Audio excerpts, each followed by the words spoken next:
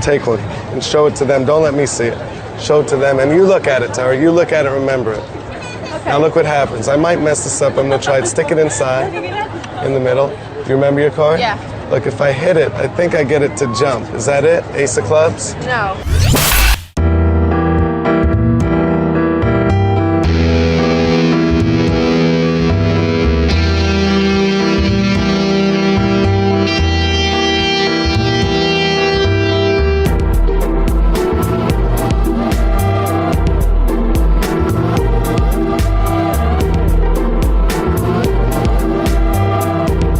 You're listening to the Mystic Menagerie podcast, your regular descent into the world of alternative entertainment, art, and culture.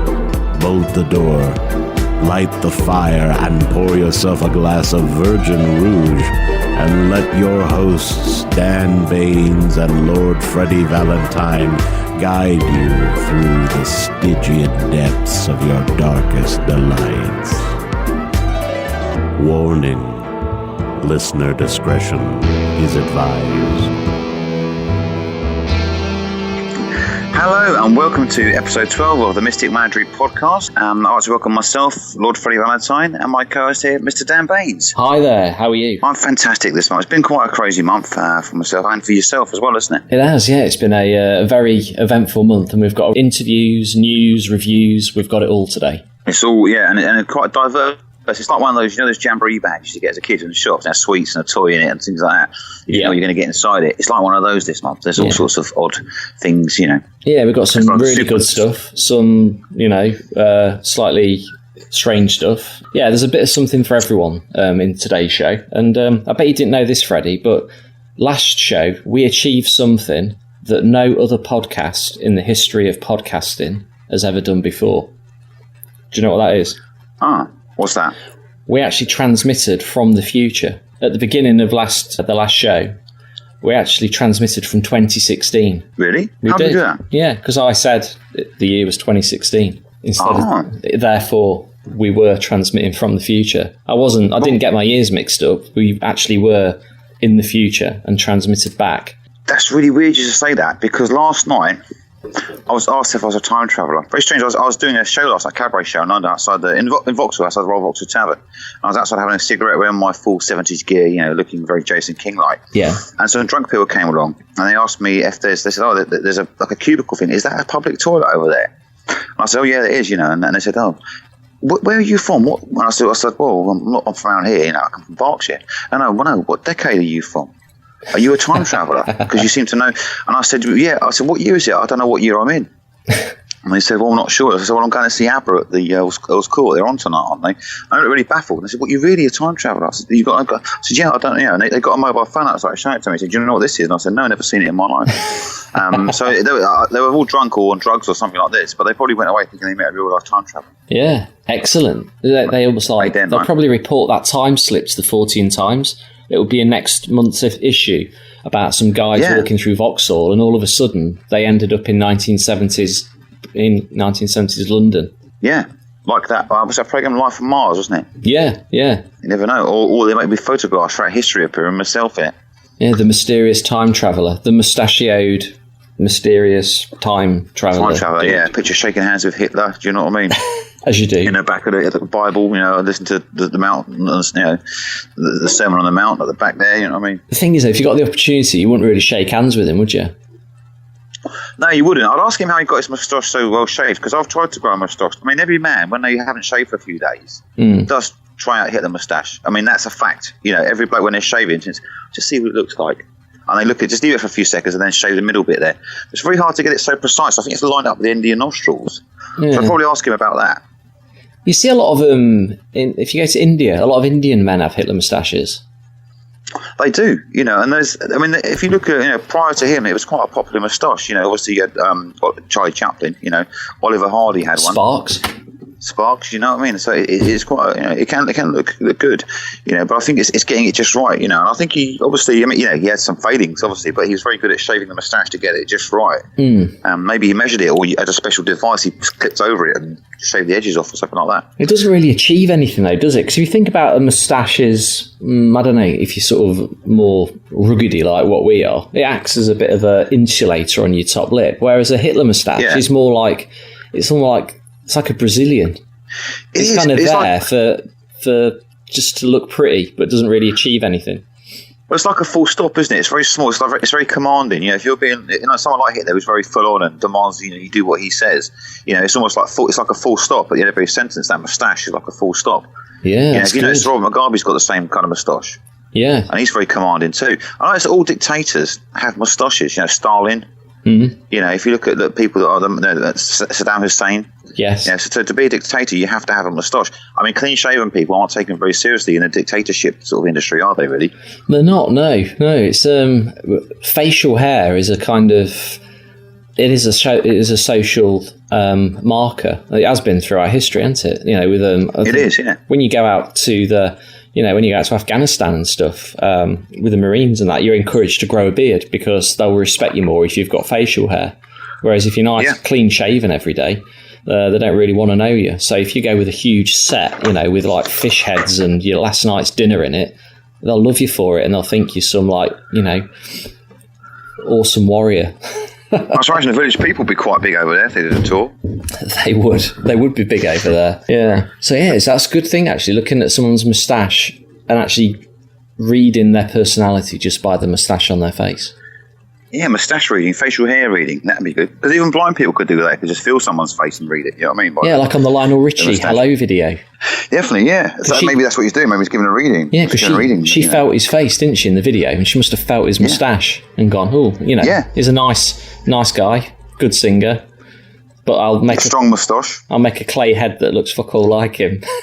Exactly, yeah. Well, that head's really. I mean, I saw something on Facebook recently, and I should love this. There's someone on there who their mother had died a year ago, and what they've done is they've got a photograph, commissioned a sculpture of her as a memorial, right, of his mother's face, thinking it'd be some beautiful sort of thing that you could keep there. But it came back looking like the head from Lionel Richie's video. Okay. It's the most horrendous thing, and even they were saying, I don't know what to do about this. Do I complain about it or what? It's the most horrendous thing. Yeah. I'd ever seen in my life. It was like that really bad clay model. Yeah, like a pumpkin carving. It's terrible. I mean, you can forgive the girl in the Lionel Richie video because she's blind. She's doing her best. Yeah. But this was horrendous, and he's paid a lot of money for it as well. It's like the tattoos, and the tattoos of like a fitting tribute. Some poor guy whose daughter's died or something, and he gets a face tattooed on his arm, and it looks like it was done by a chimpanzee with a bottle of Quink and a pin. No offence to chimpanzees, though, Freddie. I mean, I'm sure there are some good chimpanzee artists out there, but you wouldn't trust one. Well, funny enough, to do a tattoo. You wouldn't trust one? No, not a tattoo. I wouldn't. But I do. I mean, I've got a book. Cheetah, who was in the Tarzan films. Yes. And he lived to a ripe old age of about 70 odd. You know. He used to do abstract paintings. The sort of ones you see in these arty restaurants where they're like splashes of colours and stuff like that, like sunset type things. Yeah. There's nothing in it, but there's like colours here. Well, Cheetah used to do those, and he was very good at it. Yeah. And you could buy them on his website. But I remember seeing a scam ages ago. It's like a bit of a hoax where they got this artist who was unknown. They put his paintings on display, and they sort of said, wanted critics to review these art critics to review these paintings. And they were saying, it's a very deep abstract painting. You can see the artist's anger and intensity in that painting, and that's showing his joy of life. And this artist got a bit of reputation about themselves. So they eventually had like a do there where they got these people together, critics and stuff like that, and people have been buying his paintings for a lot of money to reveal the artist. And out walks his chimpanzee. Mm. I remember reading a book about it years ago about how they conned the art industry by getting this chimp to do these paintings, and they were all falling over themselves to compliment the artist and turn out as a chimp. But even then, they wouldn't backtrack and say, what's this, simian angst being let out and stuff like that. But it just splodges there. But it's quite interesting. I can't remember the name of the chimp. Yeah, a bit of PG tips, you know what I mean? Get the old easel out, PG tips, away you go, banana. Well, I was in Dubai 2 years ago. They had an otter painting pictures, and they were ridiculously expensive as well. Yeah, they had an otter just literally it would walk over, pad its paws in different colours of paint, and then like sort of walk across this canvas and drag its tail as well and make all these patterns. And obviously it was Dubai, wasn't it? So, you know, most of the people out there are loaded. So they'll be like, oh yeah, you know, I'll pay sort of $700 or whatever for a painting by an otter. And it's just like, what? You got to be kidding me. Yeah, there's no, okay, it is art in a way. It is, it's something painted by a living creature. So yeah, you got to class it as art, but it's not done consciously, I don't think. No, a chimp may well be. You know, he may well be expressing his simian connection to the world. You know, his ape-like brain, his primal instinct. You know, it's like humans in their purest form. He may be expressing what cavemen would have expressed. You know, could be. But I've seen some of these. They're quite good painters. But chimps are generally good at stuff like that. You know, acting and riding bicycles and stuff like that. So they've got an aptitude for doing stuff. So an otter painting would be very strange. Yeah, it looked pretty. You know, it just looked like an otter had walked across canvas with paint on its feet, to be honest. But the Arabs loved it. So I suppose if ISIS ever get into Dubai, they'll be burning those. I will be. Yeah, they'll be seeing them as idols and otters imitating God or whatever. Yeah. Oh, I don't know. Jesus. Anyway, we digress. This is the great thing about the Mystic Menagerie, because I think we're quite well known for going off on tangents. So we've gone from the beginning of the show to paintings by otters and chimpanzees, all within the space of how long? Via time travel. Yeah, about time travel as well, all within the space of about 10 minutes. So, as you can tell, if you've ever listened to the show before, you're either going to love it or you'll have probably tuned out by now. But I'll be confused. Been very confused. But essentially, we are a show which encapsulates the alternative arts from everything from magic, film, TV, music, the paranormal, the occult, all the dark side stuff, really. But, it's kind of we do it in a... I wouldn't say we go out of our way to do it in a humorous way. It's just that's the type of people we are. Being ourselves, yeah. I mean, a lot of podcasts are very dry, and that's the thing is you get some and it's somebody reading a story like this in that very intonation, da, da, da, da, da, da. Yeah. And after a while, I start to doze off because there's no human side of it. It's just like you could give it to a robot and they could read it out. Well, it's like listening to a lecture at university, isn't it? You sort of sat in the lecture hall it's like wah, wah, wah, wah, wah, wah, wah. And I have listened to a number of podcasts that are like that. And your brain just switches off. As our podcast is more like if you're in a cafe and you've got two people behind you having a really sort of interesting conversation that's slightly off the wall, you naturally start listening into it, don't you? Even though you're probably having a conversation with your partner at the time, but you kind of... It looks like you're actually listening to her, but you're not. You're actually listening to the conversation that's going off behind you. So we are that conversation behind you.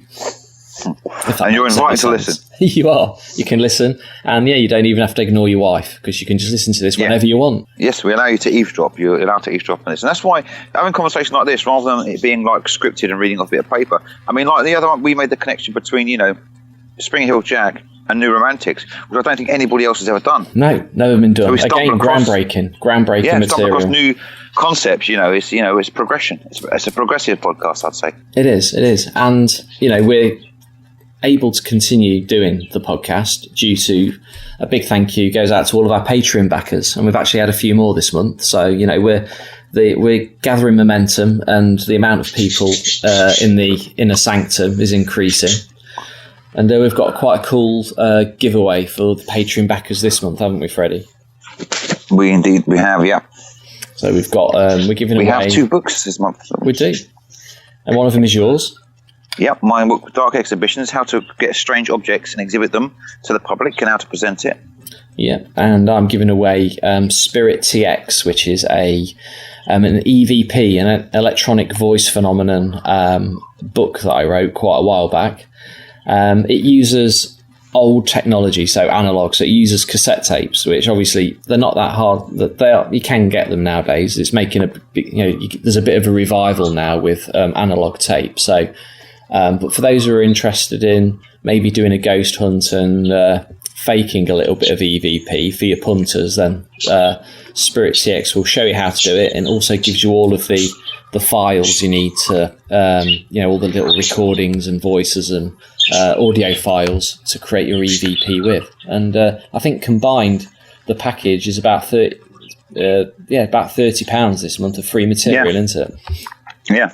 So you're getting a good bargain there, really. Yeah, so at the moment, there's only 27 people taking advantage of that free material, plus all of the other material we've given away over the previous weeks, tutorials and interviews. So if you've been thinking about becoming a Patreon backer, then head over to Patreon and look at the Mystic Menagerie. You'll find the links on the Facebook page. And become a patron, $15, and that will give you access to all of the free material, and you also get a free copy, our magazine, which we did previous to the podcast. So you can pick a free copy every month, as long as you're backing us. Exactly, it's all there. So it's a good deal, and the thing is that that's what keeps us going. So, we can't express how thankful we are for the people that are backing us by Patreon. Yeah. Because you're keeping this show going, And I know a lot of people do listen to this show, and there's a lot of you that aren't backing it via Patreon, but if you can afford a little bit each month, and you enjoy listening to the show, then we'd appreciate you giving us that support, and help us continue here, because we want to make the show the best we can. That's it. I mean, we were going through the figures yesterday, weren't we? We were like having a run through of how many listeners we get, how many downloads, what part of the world our main listener base comes from, and we've seen it increase every single month. So we're getting more listeners and more subscribers via YouTube as well, and we're also getting quite a lot of nice personal messages through the website and also via Facebook as well. So so we appreciate your feedback. So it's nice to have feedback, because when you don't get feedback, you don't know what's going on. I feel that when people give us a bit of feedback or tell us they're enjoying the show and what they like about the show, it's good to hear that. It's good to know that what we're doing is people are enjoying it, and that it is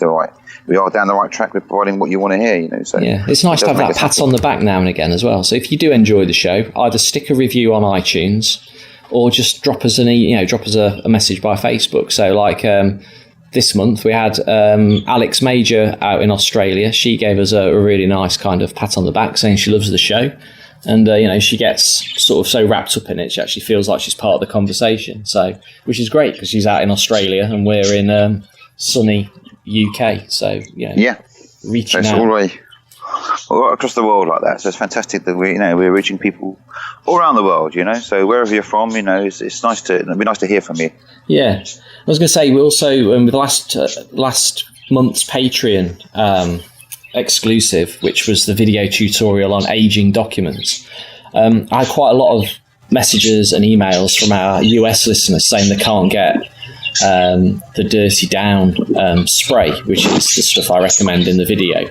However, we have found out that actually E.R. Perkins, who does our wonderful voiceover on the beginning of every show, and thanks again to E.R. Perkins for that, he actually contacted Dirty Down, and they're actually in the process of getting a UK stockist. So all you US people will be able to get your hands on it soon without the risk of sending pressurised containers over the sea, because we all know where that gets you. It gets you in big trouble, and you end up in Guantanamo Bay. Gets you in the sea, or in Guantanamo Bay, So great. What we'll do is now, I think we'll take a short break, and then we'll come back with Our Bizarre Life. Got him. It's 25 minutes, 1 second, man. 1 second. Oh, mamma mia, I can't believe it's that. It's incredible, man.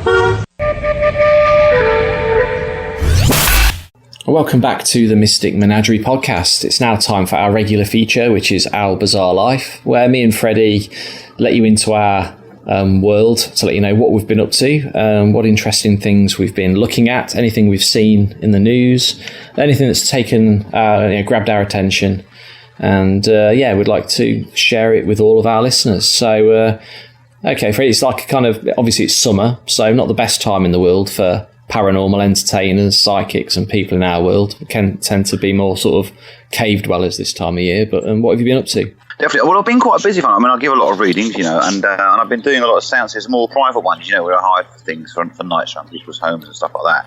So there's sort of private seances have been pretty good. Do you know what I mean? About 3 or 4 of those a month. So people still do seances in the middle of summer then? They do, yeah. I mean, particularly if they've got a house where they've got a darkened room and that kind of thing, So people do have seances. And there's different types. Some of them are more lighter seances, they're not as heavy as some of the ones. Like the ones I do in Datchet are quite intense and very occult based. Yeah. And some of them are more lighter. But yes, people do still hire for that sort of thing. Not as much as around the winter time and perhaps Halloween and all that. You get that's a real boost, a real boon around that time. Things tend to sort of get a bit more busier. But people are always interested in stuff like that. Yeah, good. It's quite a busy time. So yeah, it's been quite busy. And also I've been performing as well at the cabaret show, the Royal Vauxhall Tavern. They had a Fringe Festival, which they have every year there, and it's just for 2 nights this year, usually for the whole month. And we did a special show where we were performing the music of Bacharach and David, sort of Bacharach songs. So we had some very cheesy medleys, but it was great. It's a great vibe, and a really good crowd there. It's a great venue to perform at. And the other acts were all really good as well. Some mad acts on there, real crazy stuff as well. You really can't believe what you're seeing in some of them.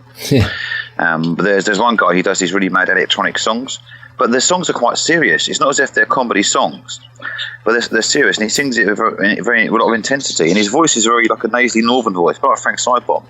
Right. But he wears these mad outfits, during the song. So you're thinking, is this a comedy act or is he serious? But the last, the song in this set is called "We're All Beautiful People," about how clothes define people and we shouldn't be judged by what we look like. And he wears like a half suit. So he's basically got one trouser leg, a half a suit jacket, and half a hat. And the other side of him is practically naked, apart from this like thong thing he's got on. Nice. But what he does is he goes around screaming and singing this song, running around the, jumps in the audience and that, and he jumps on people's tables and almost like lap dances in their faces. Yeah. But he climbs up poles. He does handstands on the bar. It's just something you just can't believe what you're seeing. You told me about that. I remember you telling me about it yesterday. It sounded very bizarre and quite unnerving. You reckon the audience felt a bit uneasy with him? Well, they've got their mouths open because they're thinking, like, I can't believe I'm seeing, but also I don't want to make too much noise in case he comes near me. Yeah. It's that kind of thing, and it's quite, because I said to him, it's quite a confrontational. He goes, "Oh no, I don't think it's confrontational. I'm just doing my thing." He didn't see it as that, because I find that when I did a comedy act years ago, that was quite confrontational, where I had actors that go in the audience and stuff like that. People are less likely to heckle because they don't want to have attention brought to them. No. Most people, when they're in an audience, particularly at a show, if it's a comedy or a variety show, they don't want to be singled out and picked on. But if they feel that there's a barrier between the stage and the audience, they don't mind shouting things out or heckling. But if they feel you're going to break that barrier between the stage and the audience, they tend to be more, hang on a minute, they're coming into my zone now. So I don't want attention brought to me. But for this guy, had that intensity to him. Do you know what I mean? It was quite fun, but it's entertaining. But it's one of those things you couldn't turn away from. No. But very good act. But one of these things where you can't believe what you're seeing. Did he do 2 nights? As like the same as you, or did he just do the one? He did both nights, yeah. Some acts were on 2 nights and some just did the one, and we did 2 nights there. It's a good venue to perform at. And like I say, what we was planning to do was we were going to do a carnival kitsch. We planned to do cinema as an 80s themed night, variety night. So we're going to get sort of comedy acts with doing an 80s theme or dressed up and doing 80s songs, and maybe get some TV stars from the 80s to come along and be guests and stuff like that. There's a few I had in mind. So we're trying to get an 80s theme show. So, but this came up. So we did the Burt Bacharach stuff because everybody likes Burt Bacharach songs, Yeah. Say a Little Prayer, Walk On By, that kind of stuff. Everyone knows the words. They'll sing along. So lots of lighters in the air and arms swaying and stuff like that. So it's a very good vibe for a summer's night. But I was sweating so much. It's so hot and humid. And with the stage lights, I was sweating more than Cliff Richard when the doorbell rings. You know what I mean? Or when he was singing Cilla Black's song. That was awful. I mean, I'm a big fan of Cilla Black as a singer, and I did interview her once for a fanzine I used to do in the late 80s. Yeah. She gave me some CDs and stuff. There's a box set had come out. They gave us some for a competition for the fanzine, this magazine we used to run. And yeah, she was fine. I mean, a lot of reports about her being not a pleasant character, but she was fine with me, so I can't really say that. But having Cliff sing it, Cliff is well past his sell-by date from the sounds of it. It looked like he was miming to a very bad recording. It's like recording himself singing really badly and mime to it. Yeah, I've never been a huge Cliff Richard fan. I find him a little bit strange. The whole sort of the Peter Pan kind of hiding his sexuality type thing. There's probably a reason for that. I get a bit of a strange vibe from him. Definitely, there's probably a reason for that. I mean, if we made a comment about him now, one or two things could happen. Number one, we could get sued for libel. Or number two, in 5 years' time, and say, look, they predicted that. Yeah, but like David Icke with ISIS. They'll like turn around and say, the Johnny Rotten interview with the BBC. Yeah, exactly. Yeah, we could. I used to work with a Chinese man. If any doubt about it. Yeah, sorry. That's right. There's that picture of Victoria Beckham looks just like Cliff Richard. I've never seen that. That's gone around the internet quite a lot. Which looks exactly like Cliff Richard. Ugh. That's not good for David Beckham, though, is it? That. No, it's not. No, but it probably, after looking at that picture and comparing the two, it's probably going to put him off a little bit, isn't it? You know? You can imagine, because if someone just points it out to you, you know, because one of my best mates, he went out with a girl who looked like Frank Carson. Really? Yeah, and yeah. But she was a cracker. All the lads were like, "Hey, it's the way you tell him." It's a cracker. It's a cracker. Yeah, and he once he saw it, he couldn't get it out of his head, and then he went out with another girl who looked like Nanny McPhee when she'd just got the one tooth as well. So. And she had the water and everything, did she? Yeah. So and once he saw that, he couldn't get it out of his head as well. So I think it's one of those things. As soon as someone points it out to you, you know, when you see it, when you're doing the inevitable, usually you'll look down and you'll think, oh, actually, you can't unsee it. You know, it's Cliff Richard, Nanny McPhee, whatever. Yeah, it'd put your. It's in your mind then. Yeah, it'd put your rhythm out, wouldn't it? Yeah. Exactly. Anyway, yeah. So exactly. I feel sorry for David Beckham. I don't sense any more children there. No. Yeah, I mean, there's lots of stories about him. I don't know if they're true or not. You know, I'm not going to say they are or not. I'm going to say allegedly. But if people Google, you know, Cliff Richard Kitty, get on Guest House, they'll see a lot of information about him, which may or may not be true. Yeah. But talking of conspiracy theories, you know, and the internet, you do get lots of stuff on there, lots of crap spoken, because anybody can get a website and make things up, can't they? You know, but I remember the time, one thing I was looking into recently, quite a strange story, is I remember when Myra Hindley died. I remember, a year before she died, there was a big thing about how, she was going to the European Court of Human Rights because she'd been in prison for more years than she was sentenced to, you know, and she was allowed to come out, you know, and obviously the public would go mad, rightly so, about that. Oh, yeah. And I remember that there's a big thing about her going to this, and there's people backing her. I know Lord Longford did, people out for some name, you know, people in high places who were behind her. And then a year later, she suddenly died, you know, and I thought, I reckon she's been given a new identity and released, you know. But there's a story on the internet where someone bumped into her, or allegedly bumped into her. When they were driving a car, someone who, I think she's a nurse, and she bumped her car into some lady's car, got out, saw the woman, said, "Oh God, you're Myra Hindley." She got in the car and drove off. And apparently she went to the police about it, and they were told not to take it any further. She went to the newspapers about it; they were told not to print it.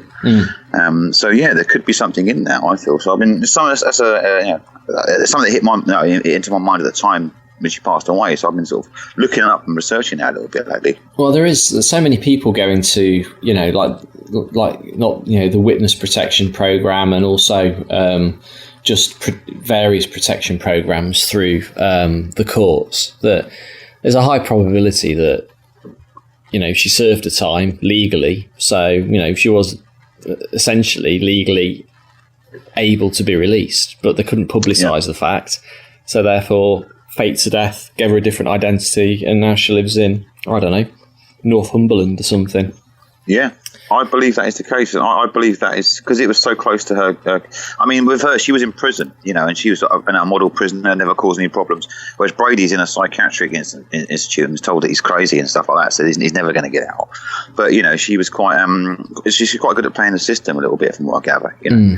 So it does sound to me, and apparently the fake name she was given was Christine Charlton. Oh, right, okay. Because apparently there was a nunnery nearby, or like a convent, and she went and lived there for a while when she first came out, allegedly.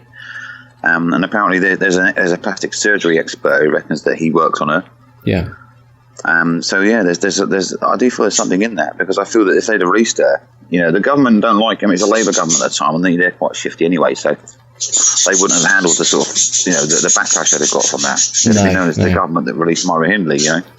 It's interesting. I mean, it's one thing that I reckon happens not on a daily basis, but quite regularly with high-profile prisoners, and you know, just generally other people who need a new identity.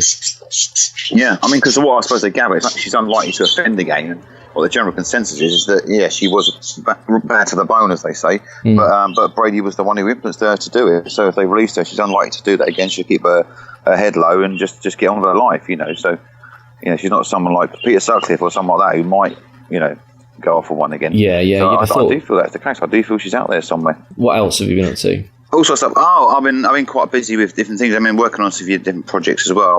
I'm trying to get hold of this venue to do a seance at. It's got a very macabre history to it. It's like a Sweeney Todd type place. It's a very old pub, one of the oldest pubs in Britain.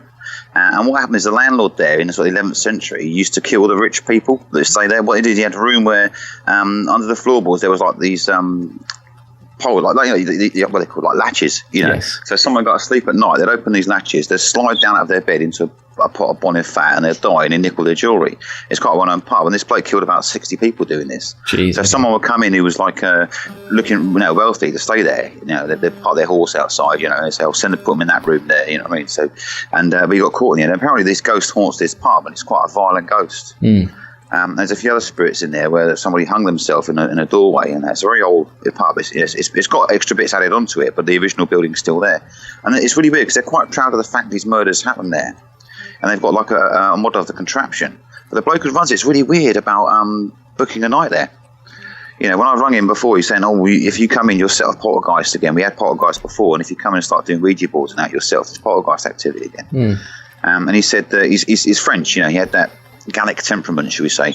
He said to me, you can book the night, but if I decide I want it to stop, then you have to go. Oh, okay. Well, so I couldn't really you can't do anything with that, can you? No, I can't get people to come along, and then suddenly he decides there's an end to it. Do you know what I mean? So I'm trying to sort of twist his arm or try to convince this bloke, I may bribe him with frog's legs or something like that. But I'm trying some to sort of find out. cidre. Cidre, Cidre. The drink of wankeries, that is, isn't it? Pretentious. But yeah, I'm trying to get that venue to do it, because I think the event would be there. I mean, Most Haunted went there, and it's quite a mad place because they've got a cellar there, and at the bottom there's a chair and a lamp which has not been touched for like 200 years. It's covered in dust. And apparently, if you touch it, then it sets off a curse or something like that. So you're not allowed to touch these items that are there. Yeah. But it's called the Old Ostrich Inn in Colnbrook. But it's a very creepy little building. You go there, it's right by the River Colne, which is where some of the bodies were dumped there, and some of them were buried at the back of the pub, allegedly. But yeah, it's an interesting story. But it's a Sweeney Todd type thing. I mean, he didn't eat them or nothing like that, but he just dissolved them in boiling fat and then dumped them. So What did he dissolve them in fat? It's boiling fat. Yeah, kill them and then burn all the bodies up until it's just like bones and just fed them to pigs and stuff. Yeah, fair. So he did, yes, that sort of stuff. But yeah, how he was caught was there's a rich guy bloke. Oh no, he was travelling to Windsor, which is in between. It's on the way to Windsor, and he parked his horse there, and his horse went missing. It started bolting off, and that. And then when people looked for him, they realised he'd gone missing, and they found his body. I mean, his servants were with him and stuff like that. And this landlord got done for it. He got hung for it. So, but there's quite a lot of bodies there. 60 people, they reckon, overall. Blimey. So more news next month on that one to see if you actually cement the deal. I'm hoping to get in there, yeah. Because it's funny, when doing seances, because I like to do historical ones or pick a certain subject, do you know what I mean? So there's an event that happened at this place, and I'd like to investigate that, But people can be very funny about it. We're trying to book a place, particularly if it's not a place that's normally open for events. They're very funny about it. One of the saddest things is a lot of the great buildings I've found are very old churches. And some of them are like, the one near to me, it used to be a church of a Victorian workhouse. And it's kept intact. All the pews are the same. The painting and the artwork is all the same. The only thing that's been changed is the pump organs. Right. But it's exactly the same as it would have been in the sort of the early 1800s. But although they understood the reason why I wanted to do it, they said because they're Christians and they're against conversing with the dead. Yeah. They wouldn't allow me to do it there purely for that reason. I mean, it was a polite refusal. But it was a refusal nonetheless. And the other one I was trying to get at church, it was the one opposite the Old Bailey, which used to be Newgate Prison, Old Bailey. Yes. And this church has got like a tunnel underneath it, and it leads to what was the condemned cell at Newgate Prison. So they'd take the prisoner from the condemned cell, take them to the church, and then they'd read them the last rites and take them back to be hung. So this alleyway, this tunnel, is still there, where these people would walk backwards and forwards when they're going to be executed. And they used to ring a bell outside the condemned cell to alert them that they had their last rites read to them. The bell was still there in the church in a glass cabinet. Oh, right. And of course, that would be an amazing place to do a seance because all the spirits there, and a lot of ghosts have been seen around the Old Bailey or parts of it, where there's still bits of Newgate walls there. But again, being a Christian church, they're very, very funny about heathens like myself going in there with their Ouija boards and shrunken heads. Yeah. Did you say you were going to pay for it though? If you usually say you're going to pay for it with anything to do with the church, to pay for it. They'll slap your hand off. I said I'd pay for it, but no, even if you offer to pay for it, I said, they sort of said to me, well, I suppose what they're scared about is if it gets out to the local paper, that they're this Christian church, and myself, the Lord of the Undead goes in there and starts raising hell. It's I suppose it's like inviting Aleister Crowley into a church or something like this. I suppose in their eyes, it could generate negative publicity for them. Oh, very strange. Well, is that tunnel still there? The condemned cell tunnel? Can you actually see the tunnel's there, but it's bricked up down the end where the prison was. Oh, so okay. basically, you can go into the church and you can walk down the tunnel. When you get to the end of it, it's bricked up. But when it wasn't bricked up, it'd be where the condemned cell was. So basically, the actual tunnel itself is still there. Oh, there's nothing more mysterious than a bricked up doorway, I think. I know. You just want to knock it down with a big sledgehammer, don't you, and get stuck in. Well, definitely. Well, the weirdest thing, I mean, this is not that spooky, but this is quite an amusing story. Talking of bricked up walls, is I read about stories a few years ago now. This woman had a post office. I think it's in Northumberland or somewhere like this, and there was like a bricked up wall there because I think it used to be like a convenience store like years ago. Yeah. And she wanted to make the shop a bit bigger, so she knocked down this wall, and then behind it she found like a supermarket aisle, or a small mini supermarket of cereal boxes. Right. Like, you know, so it would have been where the cereal would have been in a shop, and they had all these boxes of shreddies. Yeah. And these are from 1970, right? And they were actually untouched. They were sealed up. And they had free Aristocats transfers with them. The film Aristocats came out cool, yeah. in the Disney thing in 1970. So it had the transfers with it completely untouched. So this whole aisle had been left there and bricked over. Anyway, this local woman had a chicken, so she goes, "Oh, give them some of these cereal, see if they'll eat this 40-year-old cereal." And they turned their beaks up at it. And then this bloke came to the post office and said, "Look, those old cereal boxes. Why don't you put one on eBay?" Yeah. See if someone buys it, because it's completely sealed up. It's got the stickers with it. It's in good condition. So she put it on eBay, and first it's like a few bids on it, but it went for 160 quid. Jeez, what? Just the first box of cereal? Just one box, yeah, Jeez, of shreddies. Okay. Wow. And they weren't sure whether they were, whether it's the aristocrats transfers or what. But apparently there's people that are collectors of cereal boxes. And if they're sealed up with the original cereal inside, they're worth a lot more money. So this woman had all these boxes of shreddies, and quite a lot of them, and she put them all on eBay and sold them, but she gave them away to charity. So it's quite a nice gesture. But yeah, the fact that people would pay 160 quid for a 40-year-old box of shreddies is quite amazing, isn't it? And that would be before grannies knitted them as well. Exactly, yeah. That's it. It'd be like, I wonder you must have got like kids in sweatshops to make shreddies in those days. Definitely, before it was all PC. They probably had loads of little Indian kids doing it. I've still got them in China. Do you know what I mean? It's giving the kids a work ethic, making kids useful. Knitting shreddies. Exactly, yeah. I think kids these days, I mean, sometimes you get little kids that saying kids are obese these days and they're sitting around on PlayStations and all that. I think you should give them something, make sweep the chimney, make me an iPhone, get them that work ethic when they're young. I think it'd be a good idea. Yeah. So they know the true sort of value of money and work. Yeah. And the nature of the world, yeah. Yeah, good. That's the way to do it. Cool. So, anything else for the listeners? That's it, really. I've been just been the usual sort of things and trying to enjoy the sunshine. I'm going to the Secret Cinema thing next Friday. The Star Wars Empire Strikes Back. Oh yeah, wicked. That should be quite mad. You know what I mean? Because it's going to be full on nerdy. Because you have to go in character. They give you like a character name, and you've got to be in character all the time. Do you know what yours is? So when you get there, it's almost like. Yeah, it's called Colonel Armida. He's like a galactic explorer, so it's kind of like a Han Solo type character. All right. And my brother's going with me. He's got like a Jedi kind of character, so you get a different type of. When you go in there, you can go in like the cantina. You can play cards with Lando Calrissian. There's like Chewbacca sitting in the corner. You can get arrested by stormtroopers and stuff like this. It's like interactive before you see the film. So, but it's you can't take pictures in there. When you go there, they seal your phone up in like a silver bag, and if you open it, they chuck you out. Brilliant. Let us know on the next show how it was. I was going to go to that, but I think we just couldn't get babysitters and stuff, the type of things you need to deal with when you got kids running around. So, we had to drop out of that one, but it looks wicked. It does. It looks like it's good. And yeah, so you have the outfit in there, so you go up there and it should be quite good. Apparently, I remember some stories of people that have been there. One bloke said he was mugging about and these stormtroopers came and put him in prison for half an hour. Stuff like that. So, and you have to get certain objects, like my brother had to get crystals, I had to get seeds. You have to trade with certain people to get into you have to go into Death Star. Yeah. And to get on there, you have to trade with certain people. So I've got seeds. I think I've got to find one, the farmer type, like Luke Skywalker's uncle, that sort of person. Yeah. And trade with the seeds for like a pass for the Death Star. I think my brother's got to find a Jawa and trade this crystal. So it's like a game, really, isn't it? It is like live role playing, LARPing. It is, yeah, it is like that. And apparently, there's lots of things there. And you have to do certain tasks to get to certain parts of it. So it could be good, I bet you never thought you'd be a LARPer. No. I mean, they've done so many different films at the Secret Cinema. They've done Back to the Future and things like this, but yeah. They haven't done a Human Centipede one yet. Which could be interesting. It could be quite interesting, and it could end up being quite disgusting as well. Yeah, I was in a shop the other week, one of the last remaining HMVs, I think, in the UK. I don't think you can buy things in shops much now, but they had a DVD there of the Human Centipede 3.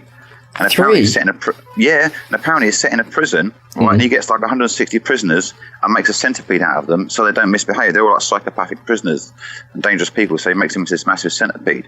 They're all wearing orange boiler suits, you know, them trying to obey things. On the cover, it's got this massive centipede. So I've only seen the first one, but it did look quite a mad idea for a film. I'm so surprised they've got made from the script and the idea alone. Yeah, no, I've never even watched one of them. Just the concept for me is, with my imagination, the ideas and pictures it paints in my head are probably disturbing enough, I think. I don't think I need to actually watch it and experience it fully. It's a strange film. I mean, I saw the first one because somebody... this before the fuss came out. This bloke, he's a bit of a strange guy, and he watched any sort of film. You know, most of them are crap, and he'd copy you all these films, give you these. Say, watch this film, you know. And he gave me this film. And watch this Human Centipede, this horror film. So I thought horror film sounds good. Put it on, but I couldn't believe what I was seeing. Yeah, but it's one of these things that are so. There's no real story to it as such, but it's one of those things that's so disgusting that you have to watch it to the end because you can't believe what you're seeing, really. Yeah, Bagsy not be the person at the end of the centipede.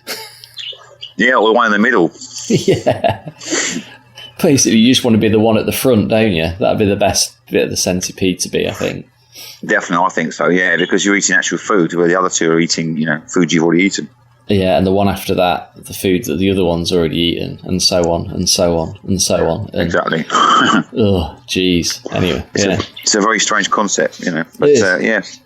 But it's creative, anyway. It is creative, in a very bizarre sense. In a sort of, in a slightly sort of, should be institutionalised sense, I think. Yeah, definitely. But it's one of these films, like, a lot of these sort of films inspire copycat acts. That hasn't yet. It hasn't, not yet. Not yet, no. No, I'm sure some people on the circuit have maybe given it a go. But I reckon someone might have come to their head. That's what the second film apparently is about. It's someone who watches the first film and wants to copy it. So it's a very odd film. So so what have you been up to this month? Yeah, it's been a busy one for me. First thing I did was I completed a Fiji mermaid for a client who ordered it specially for his collection. Wonderful. And put it in a really nice cabinet. It was all lit up, so you had control over the lighting inside. It had music played, and anyone who is a friend on Facebook will have probably seen the video I put on there. Yeah, it's beautiful. So I had to drive to Grantham with it in the car, which was an absolute nightmare because it wasn't so bad on the motorways, but as soon as I got off the motorways, it was all the little country roads, and I got this,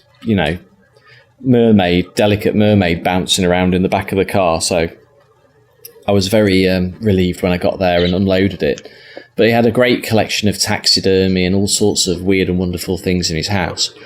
And he actually showed me a picture of something that his son had found, and it was called a witch. It was called a witch mirror, and wow, it's basically like if you can imagine a witch sitting down with her legs crossed, holding a mirror and poking her nose over the top of the mirror. That's what it looks like, but carved in wood. Weird. And it looked really old in the picture, and it also looked slightly sort of Scandinavian in design, like when they carve the trolls, like the troll, like out of the sort of the Moomins type thing. So I took some photos of it and sent it off to Oscar, who we had on the show a few shows back, who wrote the Cabinet of Dr. Cagliaro's Cabinet of Curiosities. Anyway, he'd not seen one before, so a bit of a dead end there. But I started looking around and I actually found one. They've actually got one in the Witchcraft Museum in Boscastle.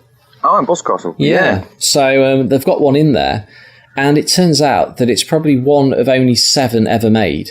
And the story goes that they're actually carved by the actual witch's familiar itself. Wow. Yeah, so the actual witch, the witch's familiar, creates these mirrors out of wood. And they're used for actually sort of conversing with the devil, essentially. Supposedly you're meant to look into the mirror and you'll see a dark figure appear over your shoulder who you're not meant to look at directly, but you can see the outline of a dark figure stood behind you, and you can talk with it through the mirror. but you can't look at it. And Wow.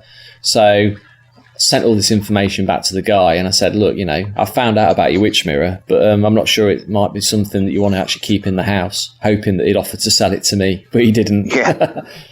But it's worth, one was sold at Sotheby's, the auction house, a few years ago, but it doesn't say. I've had a look through the records.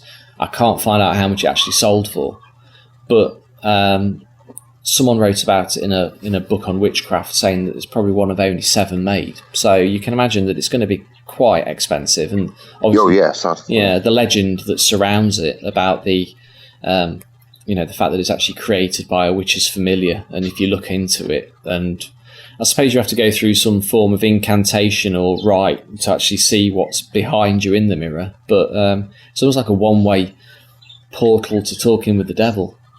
That's amazing, isn't it? Which reminds me of something else that we'll talk about later. Yes, definitely. Yeah. So he wanted to keep that for his collection, I take it then? He wasn't fazed by what it was? No, he's kept it for his collection. But I'm actually, he's commissioned a fairy piece now as well. So I'll be up there again before the end of the year. So I'll go and have a go on it. Have a blast on it. Get some pictures of it, on his witch mirror. See what happens. Yeah.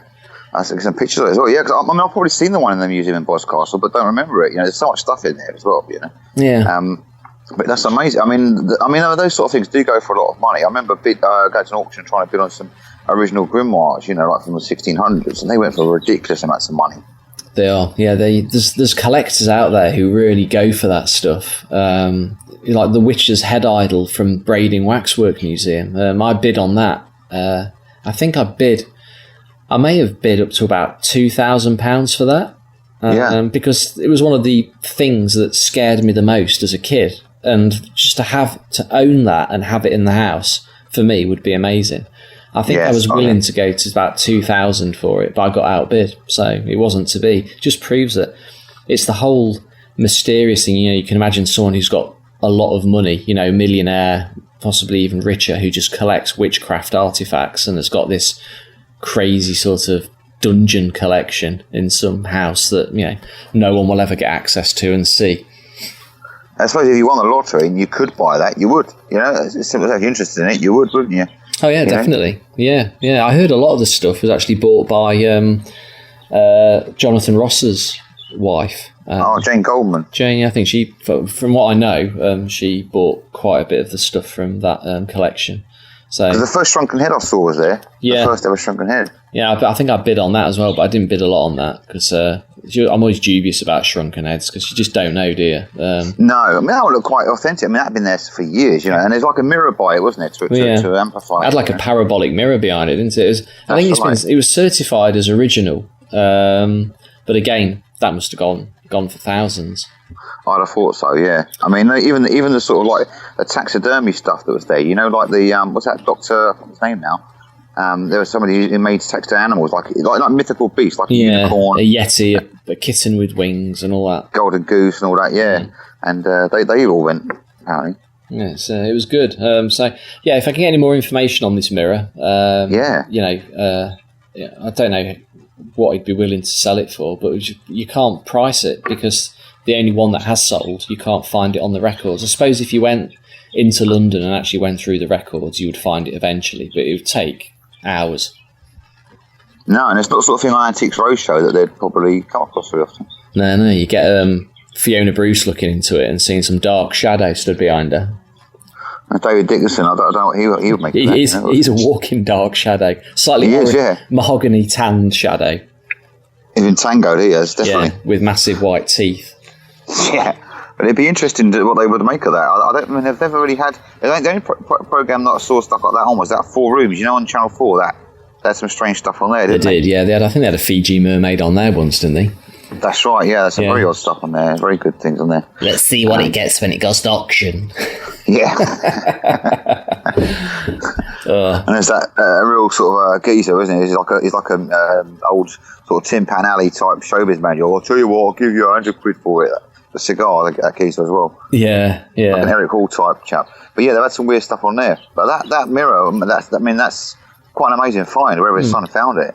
Yeah, I'll stick the link on the Facebook page so people go and have a look at it. It's not that scary to look at, really. It's not a spooky mirror. I don't know. I don't find things like that spooky. To the uninitiated, if you had it hanging in your hallway, there might be a bit, I don't like that much. But it just looks like some sort of Scandinavian carved artwork, that you get when you go on holiday to like, I don't know, Denmark or somewhere like that. Yeah, but it's an interesting piece and stuff. I found out stuff that I never knew about it. So that was quite an interesting trip. And then we also it was the Fairy Festival as well 2 weeks ago. Of course. So that was a very very good trip. So I dragged my son up Snowdon, which was, well, put it this way, within the first 10 minutes I had my rucksack on my back, his rucksack on my front, and 2 cameras.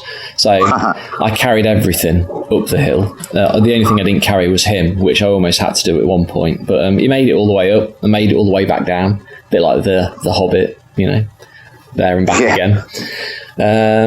So that was good. And then we went to the Fairy Festival on the way back, which again was an amazing event. Met loads of really interesting people. Later on in the show, we've got an interview with Nathan Sarea, who is he's a really good friend and a very interesting chap. And I think we'll probably have him on the show quite regularly as I kept calling him the Oracle because he is the Oracle of everything paranormal and Fortean. You discuss anything with him, he knows about it. Chemtrails, ghosts, UFOs, big cats, Bigfoot, you name it. He is a pit of knowledge.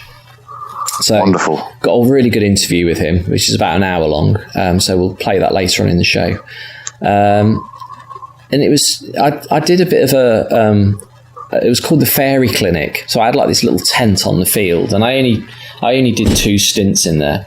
But it was a kind of, if you've seen a real fairy, then basically I want to know about it because I'm collecting stories for my book. So the first meeting came, and there's only 3 people turned up. And this is the weird thing: it's like no one has physically seen. Well, I've only met 2 people who've ever physically seen a fairy. Everyone else says, I can just feel the energies. But that for me isn't good enough, you know what I mean? It's almost like, well, have you seen a ghost? No, but I've felt one. So, okay, so you felt the temperature drop, or your hairs on your arms have stood on end. But that's explainable through lots of different things, a drop in temperature, a breeze, electricity. In the same way that if you're going to feel an earth spirit move into your vicinity when you're out in the woods, it could be just that, well, you're not exposed to that environment very often and you feel elated or peaceful or something. It's not necessarily a fairy, is it? I wanted stories of gnomes coming out from trees with like axes and stuff and this type of thing, but I didn't get any stories like that at all. That's a shame, because there are people that do have those stories, but you think they would go to the Fairy Festival, wouldn't you?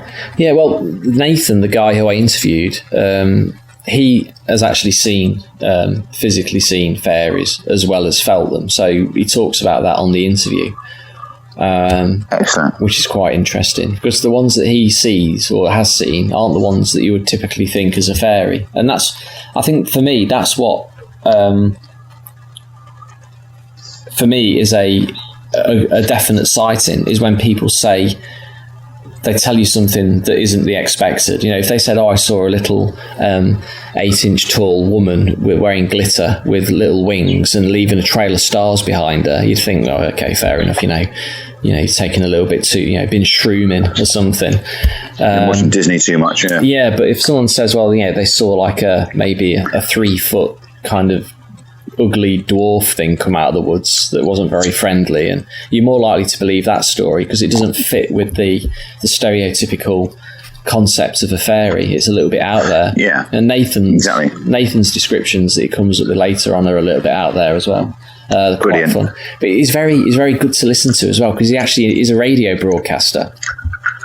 So, one of those voices. He has, yeah. He's on the United Pagan Radio as a host on there. So he's got a radio voice. So, he doesn't say, you know what I mean, and definitely all the time, like us. So, but he's been doing it for a long time. So, give it a few years, we'll be will be We sound like Brian Sewell, not half made. That kind of radio voice. But we'll do the interview with him later on. It's a great interview.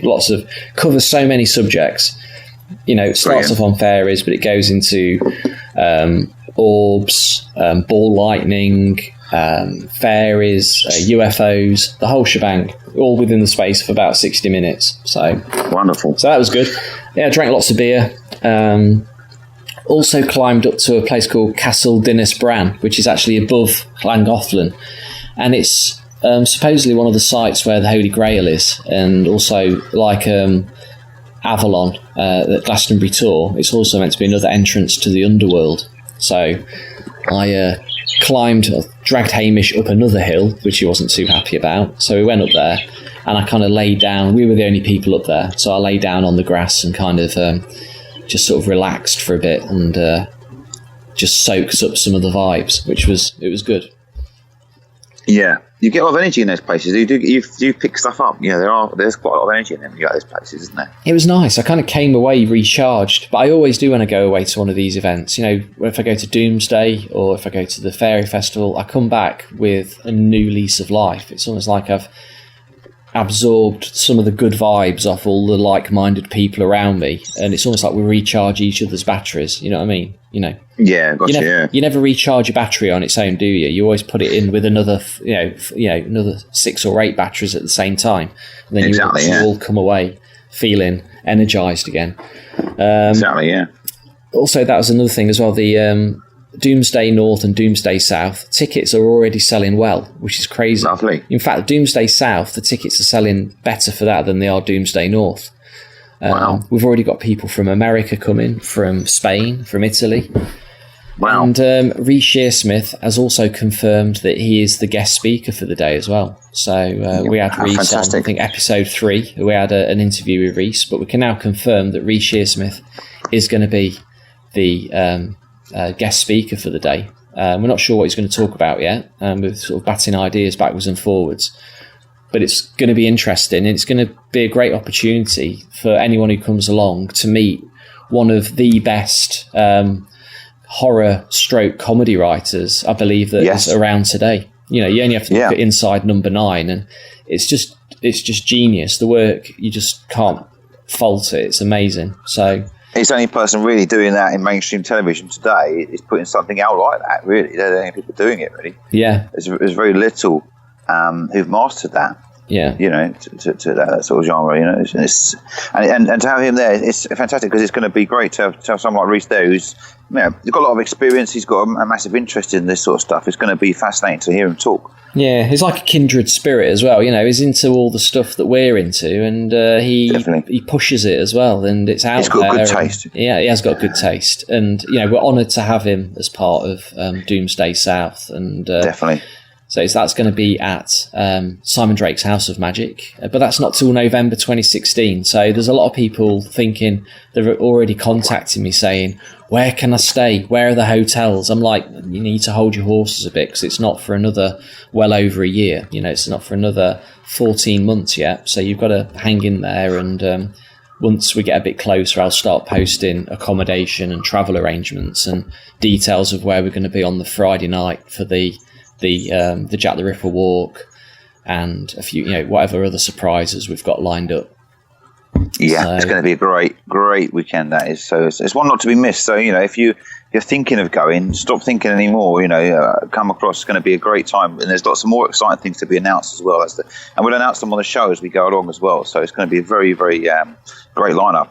Yeah, it is. I mean, I've been speaking to so many people, through the podcast. We've attracted probably less people from the magic world and more people from the film and TV and the arts, basically. So, it's probably.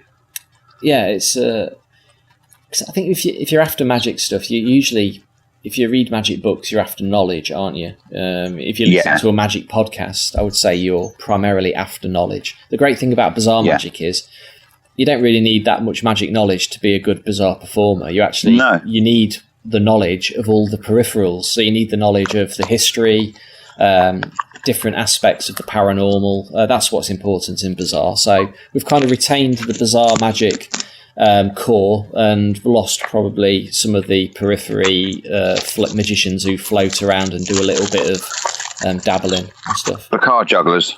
Yeah, but that's not a bad Nonsense. thing. You know, we're getting. Yeah. You know, it's nice to have a bit of everything on board, and Definitely have lots of people listening to the show. Trying to think. Variety's a spice of life. Anyway, you know, I feel. It is. It certainly is. Because a whole day of here's a trick, here's how it's done, and the next bloke comes on, here's a trick, how it's done. But to me, that gets tiresome after about 3 people. Yeah. Whereas what we're going to have with Doomsday South is going to be, you know, you know what's going to come next. You're going to learn things and see things you maybe haven't expected or haven't even thought about before. So there's going to be a lot of different things. You know, you're going to be surprised and treat a lot of different stuff. It is. It's going to be the perfect time of year as well. It's going to be November in London, so expect it to be cold, wet, and perfect for the day. A real peace super. That's it. I think other things I've done yesterday. Tom Burgess from the Spectral Times came over and spent. Excellent. We probably spent in the region of 4 or 5 hours chatting. You know, we're both on so much on the same way. Again, you know, it's on the same wavelength completely. So gave him a tour of the studio. He had a look at some of the pieces I'm working on at the moment. Looked at a few, you know, discussed some magic, showed him a few little tricks and bits and bobs. Cool. And he's got some very interesting pokers in the fire at the moment regarding graphic novel, film projects. And he showed me some of the concept art for his new project, which is so amazing. The actual story, it just grabbed me straight away. It's just one of those, you know, when someone pitches a story to you and automatically you can think that will be successful. You know, you're drawn into it straight away. Yeah. Something that you know, especially as a creative as well, because it's so easy for a creative person to, you know, someone else pitches you their idea and then you sort of twist it with your slant on it and say, actually, it might be better if you do this, and then bat it back to them.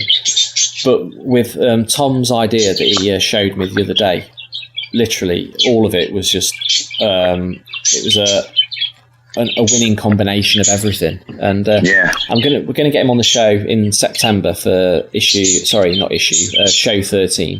looking for some. We'll get him on. We'll have a chat with him about the project. He can sort of tell all the listeners what it's all about, and he can also, we can sort of dig deeper and find out a bit more about it. But put it this way: if it's successful, then we'll have friends in very high places.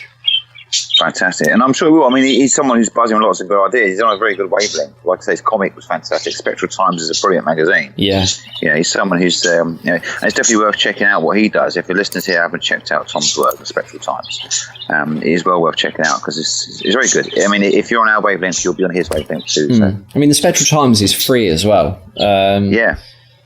It's for saying what you get for free. It's amazing. I mean, like this month's issue, it's got everything in it. It's got Pendle Hill, so in the scariest places section, Pendle Hill, a review of the Hammer horror film The Devil Rides Out, classic film, based on the old Dennis Wheatley novel, I believe. That's right. The old occult pulp writer.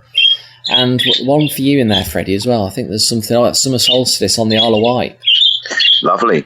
And there's something for me in there as well, which is Hauntings of Tunbridge Wells, which is fantastic. Of course, I don't live in Tunbridge Wells. I live just on the outskirts of it. But this weekend, actually, connected with Tunbridge Wells, there's a story released last year about the Bigfoot of Tunbridge Wells. I don't know if you've ever read about it. I've heard about it before. I've read it 14 times, ages ago. Yeah, it's supposedly like an 8-foot Sasquatch-type creature with red glowing eyes that wanders around on the common. And actually, if you in the Spectral Times, there's actually pictures of the common there where the Bigfoot roams around. And supposedly, 2 old people sat on a bench, felt something behind them, and they turned around and there's this 8-foot hairy creature with red eyes looking at them. Wow. So I took the boys up, my 2.5-year-old and 5-year-old, who went up. They think that they've got a thing into the head that Bigfoot's like apples, Sasquatch likes apples, which kind of, might be a herbivore. So we took a bag of apples up and we placed all these apples in positions all over the common. So one in like a cave, one in a tree.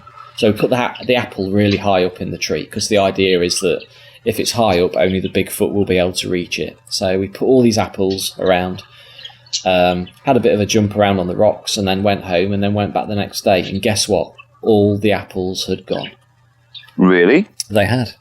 Yes. Fantastic. Yeah. So the boys shit themselves, and I had to carry one of them around on my shoulders for the remainder of the day because he daren't walk in case something jumped out of the trees. But yeah, we've not solved the mystery of the Tunbridge Wells Bigfoot, but we're on the case. So, maybe next phase is to get a trail cam and tie it to a tree. Although I'd have to probably review the material it captures because it is a common next to a quite a large town. So rather than Bigfoot, you're probably going to get people soliciting services against trees. I would have thought. Exactly. Yeah. So yeah, that's fantastic. Yeah. Yeah. So I think that pretty much wraps up what I've been doing. It's been a busy month. I've kind of been out and about. One more thing I forgot actually, and that is I did go to the Chained Oak at Alton Towers. Of course. Yeah. So anyone who's been on the Mystic Menagerie Facebook page would have seen the photographs that I took. And it was surprisingly easy to find, but it is quite away from the McDonald's. What am I talking about? The Alton Towers. It's quite far away from the Alton Towers entrance. It's by the service entrance, which I believe is the old driveway to the house, which is quite interesting, really, because the Chained Oak, when you find it, you can actually hear the people on the Smiler screaming on the ride. So it's within a stone's throw, the oak is, to the actual place where all the accidents happen. And I put a little map on the Facebook page which shows you how close it is. And I kind of had a theory. Wow. My theory is that maybe the witch who cursed the Earl of Shrewsbury actually cursed him on the spot where the Smiler is built and where the black hole was built. So the actual ground itself is cursed. So not the actual Alton Towers itself as a whole might not be cursed, but just the spot where maybe the witch cursed him is still, holds some of that negative energy. And that could be the spot. Wow. That could be the case, because if that's so close to it, the tree is right near where it is, you could have pointed that direction, that tree over there, and randomly picked a tree that she thought was prominent at the time. Maybe that tree was one that was very prominent at the time. Could be, yeah. It's like the old oak in the forest. There was quite a few oak trees about though, so but it was chained. It was definitely chained, and some of the chains that were in the higher parts of the tree were actually sort of ingrown into the tree, and they were so high up as well. It's like, why would anyone, for a tourist attraction, get loads and loads of heavy chain and go into the tops of a huge tree and wrap it around? And they were really old and rusted as well. It's not as if they're new ones someone just put it there to back up the story. They're not, no. They were really old, aren't they? Yeah, they're old. The tree has grown around the chains at some point, and they're heavily embedded into the bark. So it is the original tree. It's quite precarious as well. It kind of grows out of almost like the side of a really steep bank, which is why if you look at the pictures, steps have been built to it, because if there wasn't the steps there, you wouldn't really be able to get to it, because the picture really doesn't do it justice on how steep it really is. Yeah. I climbed up to it, but Hamish couldn't get up to it because it was too sort of steep and slippy. So I sort of climbed up there and had an explore around. But if it was raining, there's no way you'd get up to it. Bloody hell. It's always good when these things live up to how you imagine them to be. It really was a chained oak with really old chains, but exactly how you'd imagine it to be. Definitely. So the idea in your head is pretty much similar. I've had things before. I've gone to look for a really obscure spot, where something happened. I've been very disappointed by what I've seen there. And one of them was when I went to Edinburgh. Edinburgh in Scotland, the castle there. There's a long sort of cobbled street that leads up to the castle. I had this guidebook of like spooky Edinburgh kind of stuff, and it said that there's a memorial there to the witches that were burnt, because in Scotland they burnt witches, whereas in England they hung them, and there's apparently a spot, a plaque to mark the spot where these witches were burnt, to commemorate them. So I went to looked on the map and I couldn't find it anywhere. I was standing there, and is this the spot here? And I found this bloke who's like a tour guide of the castle. I said, "Look, excuse me, I've got this book here." And he goes, "Oh, it's over there." And he took me over to the side, and in the wall there was a fountain. Like a drinking fountain. Yeah. And it was like a plaque with a witch's head on it. And you just pressed a button and water came out of the witch's mouth. But there's nothing written on it. And that was the actual memorial to all the witches that were killed there. So it's not really that. I thought it'd be some sort of, right on sort of like these women suffered and were burned to death and on an actual spot. But sadly, it was just like, it said, the actual spot is there, but the memorial's to the side of it, So, it's very disappointing when you saw it like that. It kind of gives the thing a little bit of credibility though as well, because it's almost like they're ashamed of what they did, so they don't want to make a big thing about it. I mean, that's actually where they were burnt, in the same way with the oak in the forest, it's like it's not a tourist attraction. It's only sort of hinted at on one of the rides in Alton Towers, and to the point where you think it's fake. So, and it's actually not in the park itself, it's actually in the woods about half a mile away. So, it's not a tourist attraction. It's actually there. It's just forgotten about. I mean, if it wasn't for the Hex ride, no one would know about it. No one's playing it down, aren't they? You think that would be something that they'd really make a big thing out of, but they're really playing it down. Maybe there is the possibility that maybe they didn't want the actual oak on part of the grounds for the theme park because of its association with the curse. That could be part of it, and they're playing it down because they don't really want people scared. If somewhere's cursed, people are less likely to go there for a jolly little weekend, aren't they? Yeah. Well, usually the first weekend in September, the first weekend the kids go back to school, we usually go to Alton Towers then because it's the quietest weekend because everyone's been throughout the summer. So the first weekend back when everyone goes back to school is the quietest weekend. And we've been going probably for about the last 4 years. We're not going this year. So, I know. That accident was quite an intense one, wasn't it? And I suppose that put a lot of people off. Yeah, I mean, obviously the ride will be even safer now after that's happened. However, when you've got occult forces involved, doesn't matter how rigorous the safety issues are, because the curse will always get the better of you.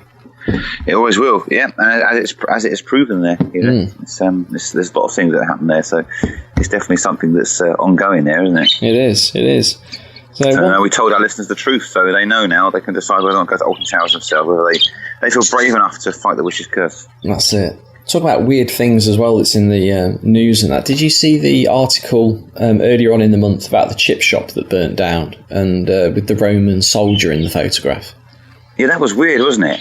It was, and I saw it, I think, on the Fortean Times page, but it was a chip shop in Hemsby that burnt down, and it burnt down quite sort of ferociously, so that to the point where there was nothing left.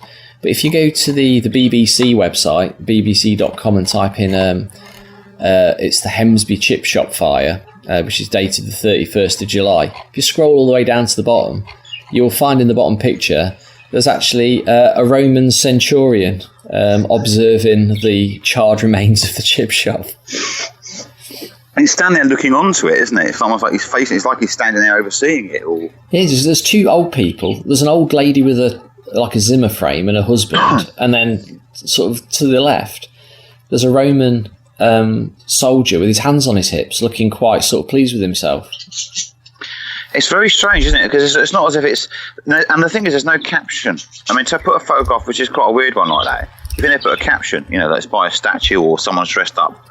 But there's nothing said there. It just says... All it says is the fish and chip shop's been completely gutted, and a picture of this Roman soldier. Yeah.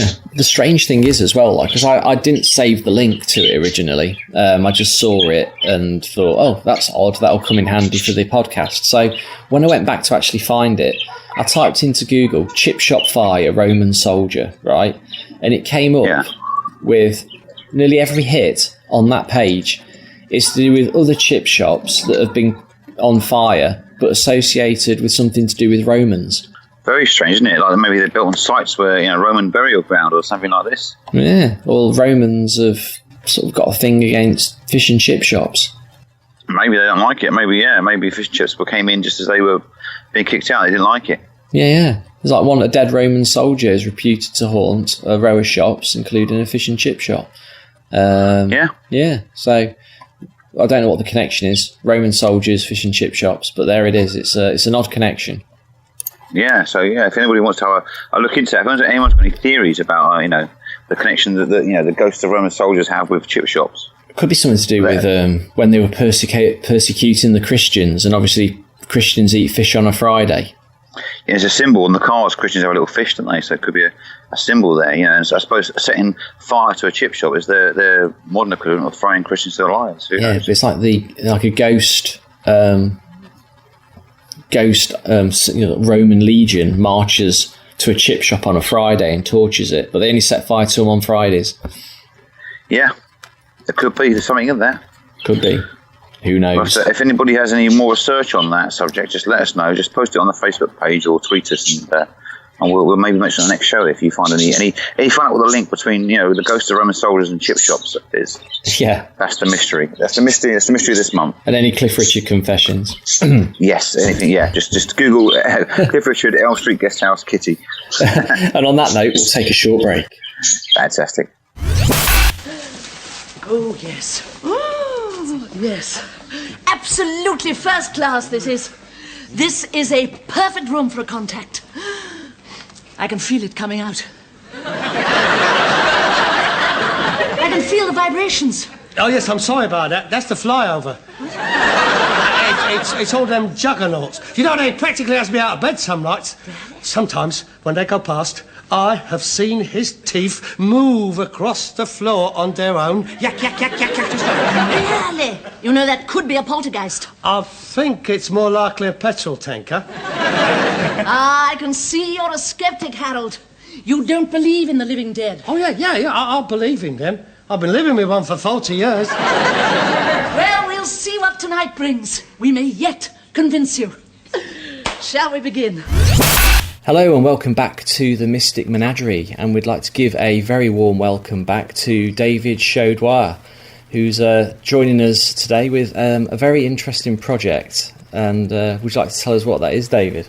Yes, it's called Freddie Valentine and the Soho Ghoul, and it's a strange hybrid between an audiobook and a radio play that I wrote inspired by Freddie just after I'd finished filming the last project that I was on, your wonderful podcast, Bad Acid, the film. Yeah, and that's also gone very well, hasn't it? And it's been in shot. Post-production. Yeah, that's right. It's in post-production.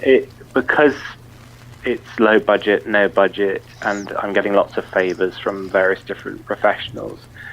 It takes forever, and you can't push people. I've got to wait for when they've got time available. But the last two processes, which is the sound design and the grading, that's all there is left to do, and then I'll be inviting you guys to a premiere somewhere. So wonderful. All the visual effects are done. Fabulous.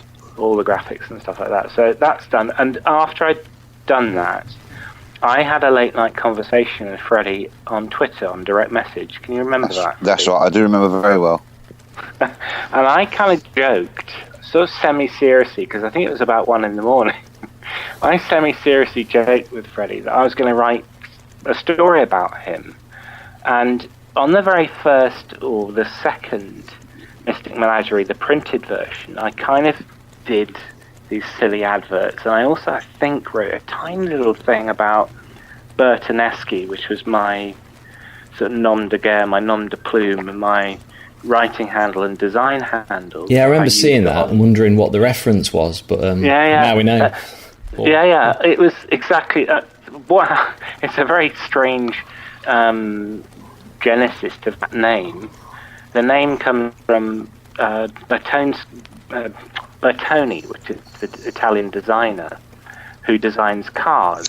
And I had a Bertoni car, this really ugly Volvo, which was designed by Bertoni. It was, anyway, I won't whittle on, but I tried to register that name for something and couldn't because somebody had already taken it. So I invented Bertonsky. And then I thought it didn't kind of make any sense, so I turned it into Bertoneschi. So Bertoneschi was the name that I took for designing Mystic Menagerie, and I turned him into a character, this Polish hard man. And I just, as Freddie is very well aware, I've sent you guys the first episode. Yes. I was slightly concerned because I've turned Freddie into a fictional character, and when we were talking on the direct message, Freddie mentioned something. He said something like he'd like to be seen as like a Jason King character. Yeah, and I can see that. And that goes very much with your stage persona, doesn't it, Freddie? it does. I mean, it's funny because that's what years ago I had a connection with Peter Wyngarde, Jason King, the actor who played Jason King.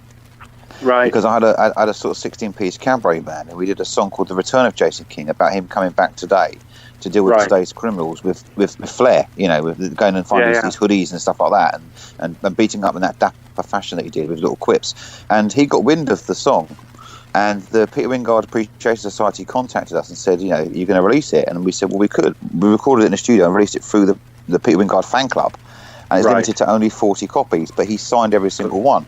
Wow. So it became a collector's item, and I know for a fact apparently that Paul McCartney owns one of them copies because he's a fan of Jason King. Awesome. But yeah, I mean, we was meant to have Peter Wyngarde come along to one of our shows and record an intro.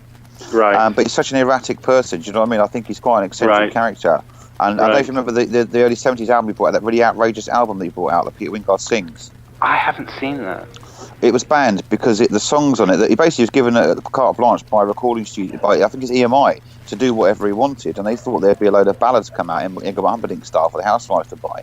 But it's the most offensive album that ever came out, and there's a song on it called "Rape," and he listed the different types of rapes in different countries and how they do it. Like one of them is German rape's a little bit kinky. They use gas to get rid of the stinky. And of course, this album, and even in the 1970s, an eyebrow was raised at the content of this album. It's pulled off the shelves pretty quickly. It's been written, but we was going to get him on stage to do some tracks from it, and he was very up for it, but it never sort of came together. So he's a big hero of mine. I want a copy of that. I'll send that. It's amazing. You have to hear it. It's an incredible album. It starts with him pouring a glass of wine and just going, "Oh, come in, hello, welcome." And it just gets more and more offensive. And there's one song where he reads a story about these hippies and skinheads having a fight in a newspaper, and he builds a song, like a country song, around the hippies and skinheads having a fight. It's very strange. That truly is bizarre. It's a mad album, yeah. It's just called Peter Wyngarde. They I think the Revolo, a Creation Records sort of spin-off label, they reissued it on CD. Right. But the original album was selling for like 400 quid and things like this, and I had a signed copy on vinyl, so I don't know how much that was worth at the time when the collectors were sort of grabbing hold of it. Yeah. Mm. Cool. Well, I hasten to add that I knew nothing of this when I wrote it. But I basically turned Freddie into a fictional character, semi-fictional character, and I hired a wonderful voiceover artist called John Vernon, and he's brought you to life. And I said I didn't play him your voice at all. I said I'd like, I described what I would like, and then we did a rehearsal, and then he refined it and came up with the voice that you're about to hear in a couple of minutes. Yeah. But the story basically is, or the idea is that Freddie has got some kind of dark secret, which you will only discover when you listen to, I think, around about episode 5. But basically, as I described to Freddie when I was direct messaging him, that Freddie, this character, is sort of like a man out of time. The reason why he's sort of almost stuck in the 1960s with the clothes that he wears and the way that he talks is because he's been around a lot longer than ordinary humans. Ordinary humans do, and there's a reason for that, and that will be described later. But there are two. The Bertoneschi character is this sort of Polish hard man, like a minder character, who looks after Freddie in Freddie's mansion. Is he a dwarf? And then No, he isn't. He's a very large man with huge fists. Oh, is he? Okay. It's just like on the CD cover. He's got a rather large head and a small body. Has he? When you get to, I think, sort of about episode 9, it describes the fact that his head is so huge it looks like a cannonball. Okay. Yeah, that's probably my appalling Photoshop work, but yeah, that's down to my lack of skills. It looks good. I like it. Yeah. And then there's another character called Chetwin, who was the detective in Bad Acid, or the name came from that. And I sort of again elaborated on and changed him and grew him. And he's a Welshman who has irritable bowel syndrome, which is something that I suffer from. So, okay. So I feel, when people say, how dare you, write some sort of comedic thing about race or disability or something like that. So that's the bits that actually get me laughing the most. Yeah, anything goes in comedy, it should be. Which references the problem that I've had. So anyway, but the point is it's a comedy horror. And the people that have heard it have referenced Douglas Adams, which I'm very pleased about. Excellent. People said, it sounds very, very much like the sort of Dirk Gently, that kind of within that realm. So there's a lot of digressions. You go into the backstories of the characters, and in the end, Chetwin Rip finds out through doing an investigation into Freddie what Freddie's true nature is.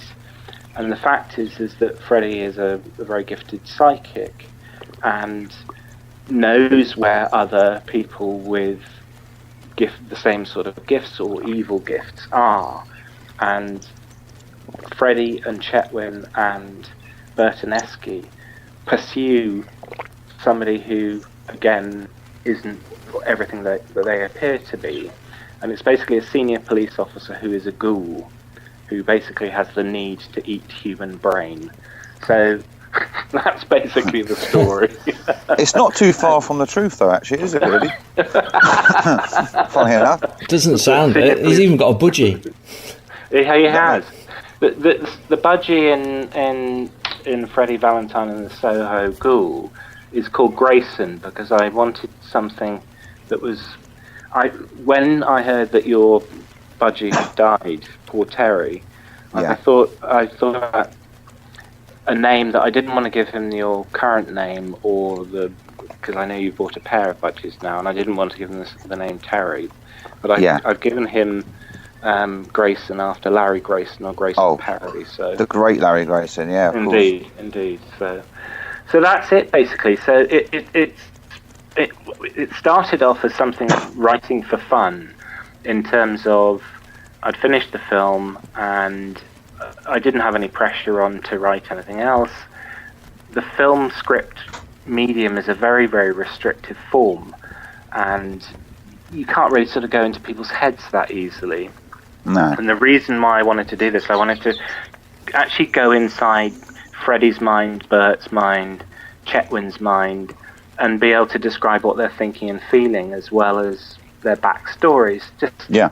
And you can write anything on a radio play.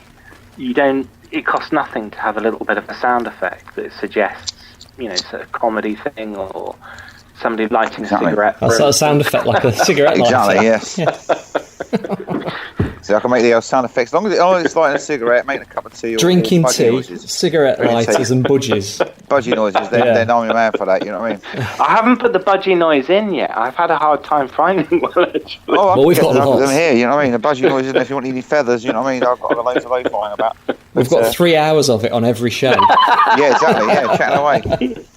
But it's funny because if this does ever become a film, there'll be lots of space for kung fu disco moves, which I'm an expert at. Indeed, I think that it's funny that, isn't it? Because it a couple of people have already listened to it in its entirety and said, "Oh, it's very, very filmy," despite the fact that it is a radio play. And I will keep that in mind, Freddie, if it ever gets that far. Well, the thing about it that I like is obviously being a fan of Jason King and 70s stuff. When these Austin Powers came out, I was quite appalled by them, really. Right. Because it was a very American take on that kind of thing. And they've missed out the subtlety of the humour. Whereas, in Jason King, there was slight innuendo and it's very clever. Yeah. This is blatant crudity, which is very American style of humour, very vulgar sort of American Pie type stuff. Hi, baby, get your tits out and all that. Is that kind of stuff, which you wouldn't have got in the 70s. It would have been more Sid James, nudge, wah, wah, sort of stuff. And it kind of missed the whole sort of, subtlety and innuendo of that era.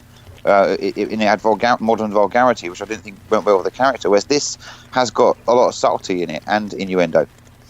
Yes, there is some innuendo. I've tried to keep it, and it does actually get quite dark and a little bit ghoulish. It really does. And then I've tried to sort of pull it back, because I don't want. I like my horror to take me to certain places, but not beyond. I'm not a fan of sort of torture porn and stuff like that. I like, my horror very often. My favourite horror is something that shocks you and then makes you laugh because it's just extraordinary. Yeah. And then you go back to, I don't like unrelenting, creeping dread. There's some dread in this and there's some moments of horror, but there's also a lot of comedy involved that sort of releases that pressure valve as well. Yeah. So, like Carol screaming. Indeed. That was one of my favourite films as a kid. Yeah, still is a classic. And I'll tell you what is actually quite horrifying but funny at the same time. The two Ronnies did like this Christmas special, and they did a thing called Pinocchio 2, where they made like an evil Pinocchio. Yeah, and it's Ronnie Corbett playing this evil Pinocchio. They go around killing people. But it's obviously funny. What a traumatised. I saw that one. He's got an axe, hasn't he? He kills people with an axe. It's really disturbing. Yeah, Ronnie Barker's like Geppetto, and he plays that brilliantly. But it's this evil sort of wooden. And Ronnie Corbett looks so sinister, done up as this puppet. And it's horror comedy at its finest, because it's funny, but it's also a bit creepy at the same time. It works really well. They were masters of that though, because they did that the Phantom Raspberry Blower, which is obviously based on the Ripper. Yes, that's brilliant, of course. Well. Yeah. I always like the one where they had to escape to Wales because the UK had been England had been taken over by women, and the only the worm that turned.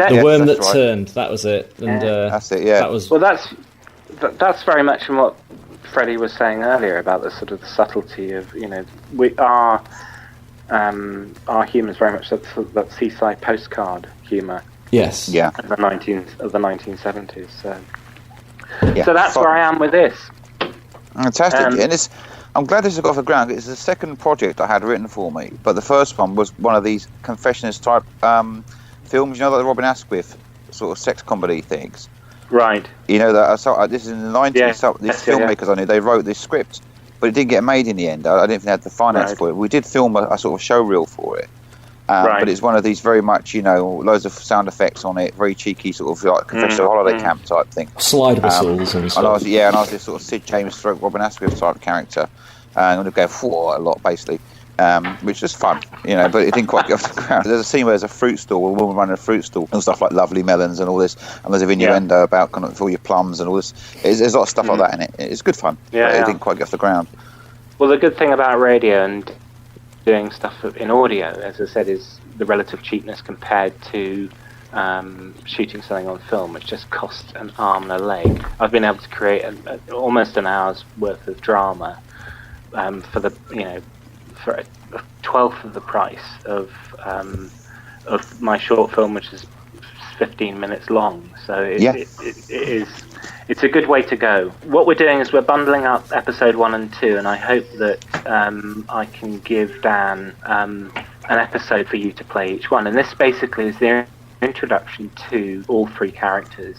It introduces Chet, Wyn and Bert and the fictional Freddie, and that's the beginning of the story. So I do hope that if you like it, you'll continue listening, and the rest of what I want to do is give away the first 5 episodes free, and then possibly sell the last 5 episodes. So it's sort of like a teaser taster. Freddie Valentine and the Soho Ghoul, as narrated by John Vernon. Music by Peter Diggins. Written, produced and directed by David Chaudoir. Engineered by Ben Aitken at another studio in the depths of Soho. Episode 1. Bert Oneski was a Polish émigré who slipped under the Iron Curtain sometime in the late 1970s. Either that, or he bent it open with his bare hands, greased himself up, and squeezed through it. Such was the man's fearsome physique. He was rumoured to have punched Lech Wałęsa in a bar fight in Gdansk, and had not found solidarity with Solidarity, the fledgling trade union that eventually restored Poland to a semblance of democracy. Neither did he enjoy favour with the communists, when his love of fighting ensured a stint in a Russian-built gulag in the Carpathian Mountains.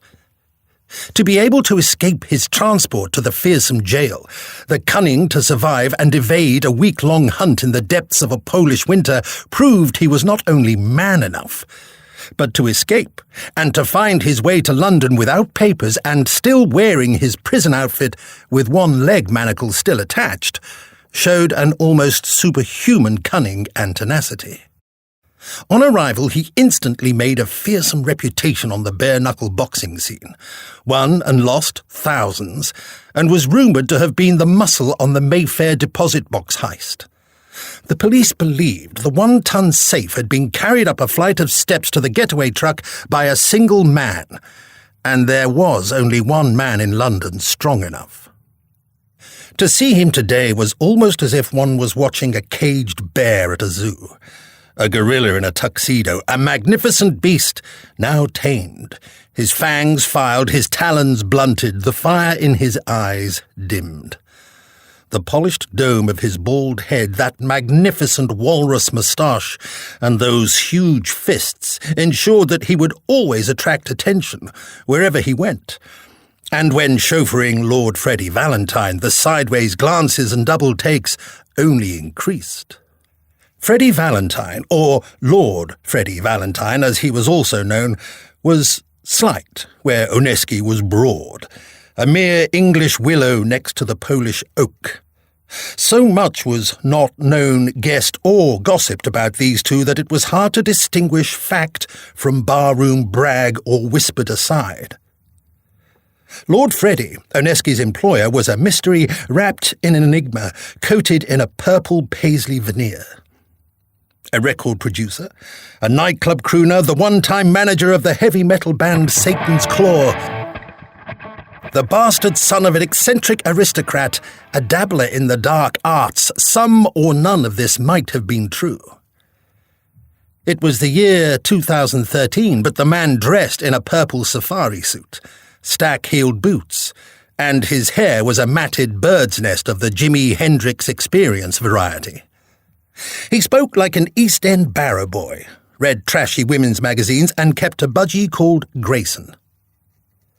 Legend had it that whatever he had, the ladies couldn't resist it. What was true was that he left the decaying mansion residence less and less these days, at least during the day, that is. And this is where we find him, being roused from his deep slumber on the circular bed in the habitable part of the east tower of the manor house at 4 p.m. "Good morning, Freddie. You are awake?" From Bert, carrying a tray with an Italian espresso maker, a chipped Wedgwood bone china miniature teacup, and a bag of sugar with a spoon handle protruding at the stained mouth. A few groans later, and a thin hand emerged from under the covers and retrieved a pair of dark glasses. "Fucking hell, Bert, alive! Only just. Has the bird with the big knockers already left?" "No, Freddie. It was just a dream. There is no bird with the big knockers." "Thank fuck for that." "There was another call from Inspector Chetwin." "Oh? What did he want then?" "I don't bloody know, Freddie. How the fuck should I know? I am not a bloody clairvoyant, am I?"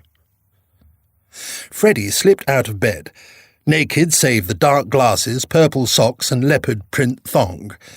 He slipped into a one-piece safari suit, jumped into a pair of Chelsea boots, and was downing the black caffeine and sugar before you could say, "Jesus, did you say a leopard skin thong?" "Well, why didn't you fucking ask him?" You can fucking ask him yourself. He's in the drawing room.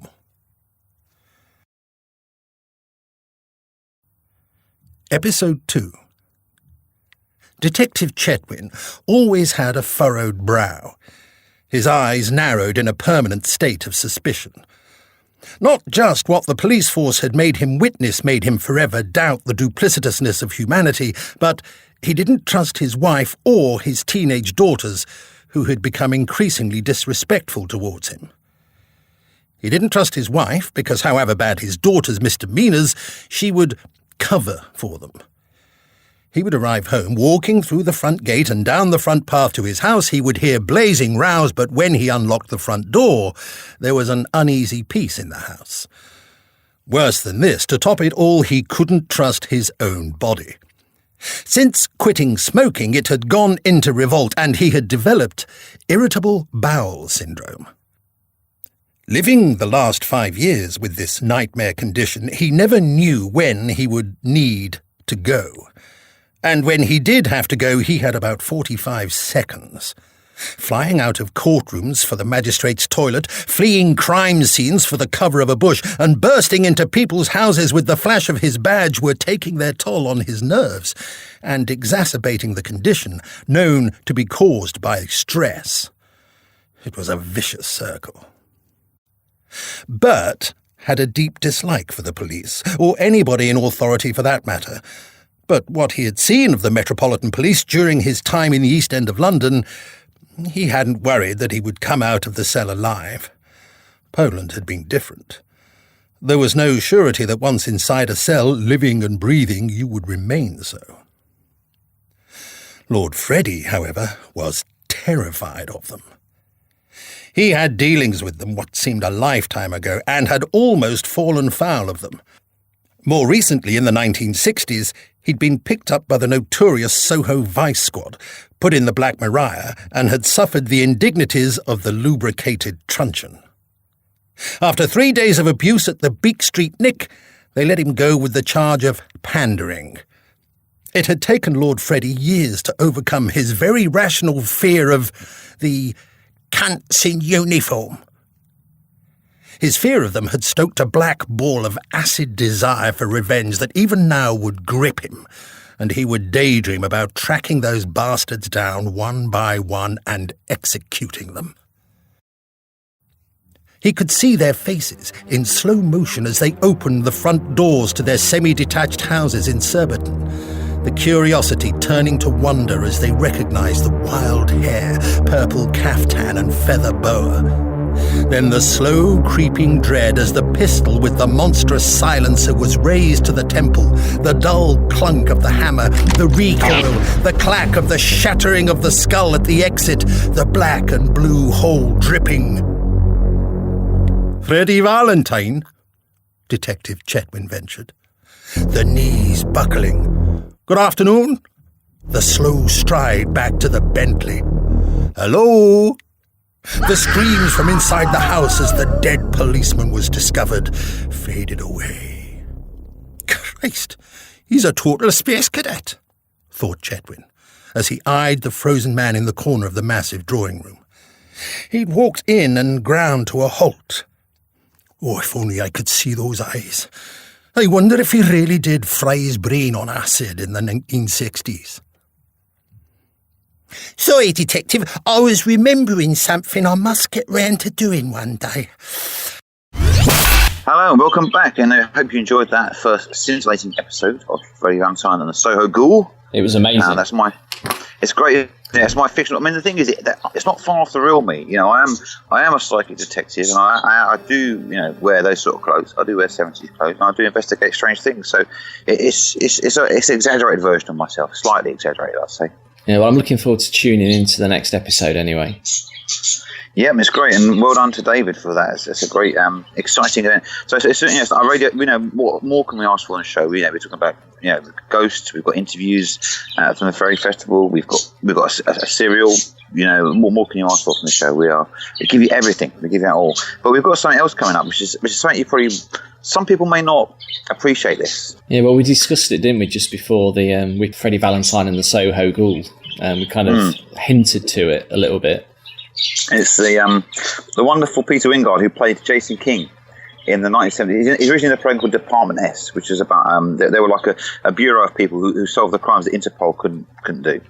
And Jason King was a flamboyant detective, you know, and then he had his own series, Jason King. He's very much a heartthrob in the 70s. You know, the men wanted to be him, women wanted to be with him. He was like his best dressed man of the year, like, for a few years running. He had a nice suits with cravats, you know what I mean? A nice Bentley Rolls Royce. Yeah. Basically, he had the world at his feet. And then, of course, I think it's EMI. I think it said to him, "Here's some money. Here's a record contract. Make us an album." So they thought it'd be a nice bit of crooning, you know, something for the housewives. But what he produced was something that he decided to do himself. He let his creative juices flow. He certainly did. He certainly did. And this is, and I think so many, I mean, nowadays people would be shocked by something like this and they'd be banned instantly and they'd be an uproar. Of course, in the 70s, it was an era of pretty much anything goes, you know what I mean? There was things on television like Love Thy Neighbour, No One Batted an Eyelid and stuff like that. And so, you know, it's very hard to offend in the 70s because people weren't really offended that easy with things like this.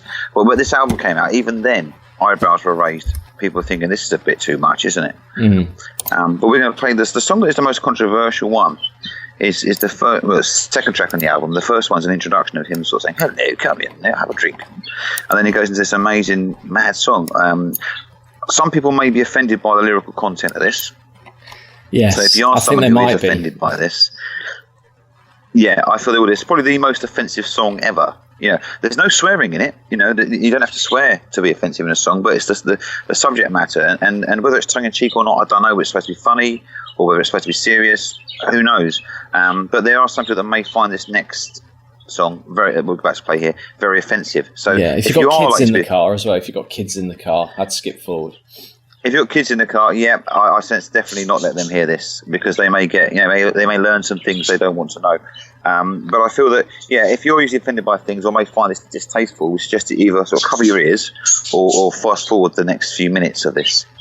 But the song we're about to play is from the Peter Wyngarde's 1970 album, just called Peter Wyngarde, and this song's called Rape.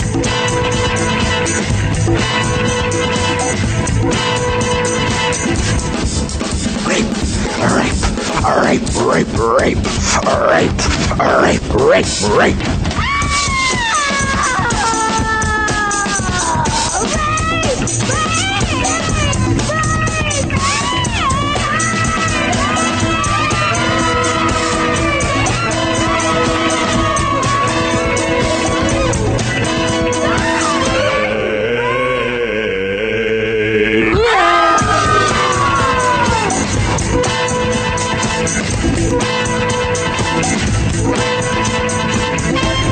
It's utterly amazing how many different kinds of rape there are. There's Italian rape. 1, 2, 3, 4, 5. Quante lira? Look into my eyeballs, you will see the fire. How much lira have you got? Only a quarter? Oh, Madonna, you didn't daughter. For that, I'll have your daughter.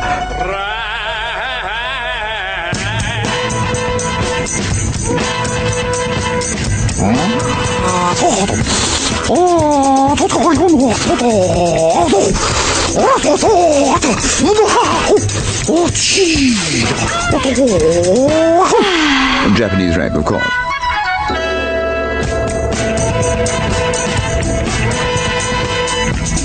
American rape is full of hate, and we're told practically every minute of the hour. And the way we're going, we'll never be late, except for that date with impatient black power. 我可以说话，中国话，咚咚，你该说话，中国话，咚咚。Beginnings of Chinese rape. Endless. One does need time, as any Englishman will explain, if only to apologize for the agonized inconvenience caused to Mother Nature's forbidden walls. In France, of course, where fun is greedy, the women are a little more seedy, and rape is hardly ever necessary. So even if the franc is down, la plume de ma tante is always up and around. In Germany, it isn't always remembered, but with Liszt, Wagner and Tannhauser, the rape is synonymous with bunkers and mousers, which makes it all comparatively kinky, with gas thrown in to get rid of the stinky. In Russia, it's far too cold for anything so bold.